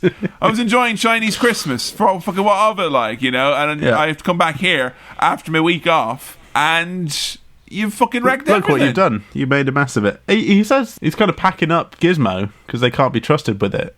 He says this is what your society does with all of nature's gifts. You don't understand it, or you break the rule. It's a bit you stole fizzy lifting drinks kind of situation, isn't it? Like you lose, you win nothing. Good day, sir. It is. It's a bit crap though, because it's not true, is it? Like, because like chicken, we pretty much we figured that one out. Like, here's one of God's gifts. Oh, we can make loads of them, and okay, yeah, it's delicious. Yeah. And they are delicious. Yeah. So I would challenge the shopkeeper on his point, Sam. I would challenge. I thought they were going to get to keep Gizmo as a nice friend. No, he can't be trusted. He's basically saying you can't look after it because he can't. Bye, Billy. Bye, Billy. No, don't let him speak to it anymore. It's like not in the fucking creature's interest to be associated with this fucking jabroni. He's like, you're not ready, but someday if you are, Gizmo will be waiting, but you'll be old and not cute anymore. I need to ask you a question. Yeah. Because I think there's a joke here that I don't get. Okay. When Dad Rand, gives the shopkeeper the smokeless ashtray. Yeah. And he's like, smokeless ashtray. Someone was trying to sell me the top technology. What does that mean? I don't get it. Basically, because earlier in the movie, when he was in a gas station, he sold a guy a smokeless ashtray, one of his gizmos. Right. And then, obviously, what happened was that because the gizmo was useless, the gas station owner was trying to hawk it off. Like regifting. It's like regifting for profit, also known as reselling, like, No, when I've been going on eBay, mate, I've been doing it on a gift basis. Mm-hmm. I've been re-gifting. Yeah. It ends on a rather anxious note as the camera zooms out, and he's like, So the next time something goes wrong in your home, turn on all the lights, unlock all the doors. It's a gremlin. It's a gremlin, particularly if you're alone. Oh, no way. Don't listen to that fucking advice. And then some great music at the end. Okay, so here's a question for you. Sam, Yep. Did you enjoy Gremlins? I'm getting a positive vibe from you from this movie so far. Yes, I did. It was very fun. I enjoyed it a lot. Are you usually a gross out kind of fan, like kind of blah and gleh and ooze and goo and gunk? Because I'm not, but this is, for me, it's always got, I really enjoy this. It's been so long since I've seen it, it really tickled my fancy again, even though I'm not a goo guy, It's not as gross out as The Thing was, and I think I've been spoilt for grossness by that, so this seems pretty tame in comparison. It's more fun and light-hearted and silly. So is grossness, you can withstand it if there's kind of a bit of wackiness to back it up, like... Yeah. So kind of like in The Thing, if they were like going in there, like lifting up that flap, you're like, whoa, I thought he smelled bad on the outside. Oh! Then I'd be like, hey, Oh, this is it's not okay. as gross anymore, because they're having a laugh. Do you feel inclined to get a gremlin? Like, because when I was watching this, what really struck me, and then Jo, when she was watching it as well, she was also like struck by it, is just the insane marketability of these fucking creatures. Like Furbies, for fuck's sake. They really seem like Furbies just like, hey, remember Furbies that? are just gremlins. Yeah, remember that movie? Yeah, we're doing that. Come buy it. And I really like Furbies. They were great back in the day. It was like when I watched Star Wars and I wanted little Yoda to just sit on my desk and give me advice, and it would be nice to have a little Gizmo type dude hanging around. Would you say that the movie, because this is one that's interesting, would you say it's a movie that you would have enjoyed as a kid? Because like as a kid, were you into kind of gross stuff? Because I know a lot of kids are like into real gross stuff, particularly in the 90s when we were growing up. It would have been very kind of ooze and gross. And you mentioned Nickelodeon. We were the slime generation, you and I, We are a couple of slimers. Yeah, I imagine so. I think you'd get a kick out of it, wouldn't you?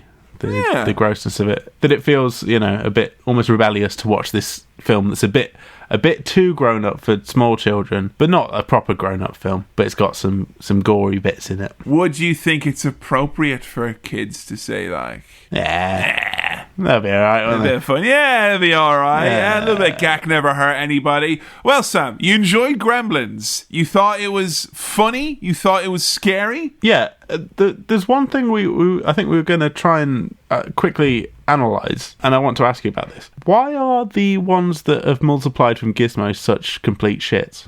I don't know. Like, he's fine. Gizmo's fine. He's grand, yeah.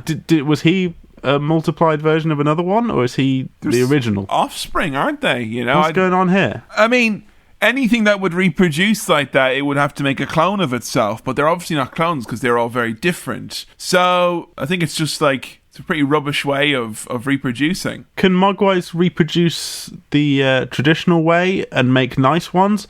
Or if they do it by the water, they're all horrible? Or what it could be is that they're always grown up, like they always start off as little pricks. And you have to really look after them and be really strict with them, and that's how they become nice and trained. That's what Shopkeeper's done. Yeah, he's obviously had a bit of time with Gizmo there, and he's taught a bit of manner. He's given him a bit of cop on, Sam, is what he's got. A bit of cop on. It's a real nature-nurture kind of situation, isn't it? Do you think if you had a Mogwai that you'd fuck it up, or you be a good keeper? You look after Miles, your pet, very well. He's a very content animal. He's not turned into a monster yet. He's not jumped in the pool yet, so he's not reproduced. So where would you reckon from the jump from Miles to Mogwai? Do you think you'd be able to do it? Yeah, I think I'd be able to keep an eye on him. I mean, Gizmo seemed, self-sufficient. He took himself up in bed. Yeah. He'd read a book or something. He'd hang out. He's, he can entertain himself a bit. So yeah, I think it would be as a companion. More like a cat than a dog, then, in terms of looking after itself. Yeah, I think so. You wouldn't need to take Gizmo for a walk. Do you think, like, Gizmo cleans himself? Like, think he licks his arse like a cat would and kind of keeps the area all, like, kind of clean and shit? He can't have a fucking shower, can he? So I think that would have been, like, a great way to end Gremlins if they're walking away and go. So, like, was he able to, like, lick his arse like a cat? Or, well, yeah, having a shower.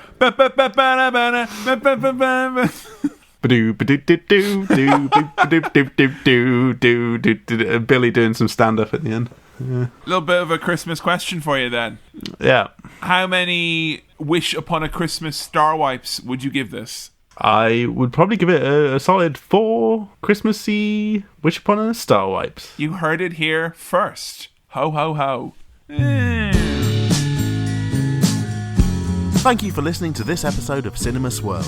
This episode was produced by Kevin, edited by Sam, and the music is also by me. If you do have any questions, queries, comments, or otherwise, please do continue to send them in to cinemaswirl@gmail.com. That's cinemaswirl@gmail.com. You can join us on Facebook over at facebook.com/cinemaswirl or on Twitter, and that's @cinemaswirl. As always, please do subscribe to us on iTunes if you haven't already, tell a friend, leave a review, and join us next time. Bye!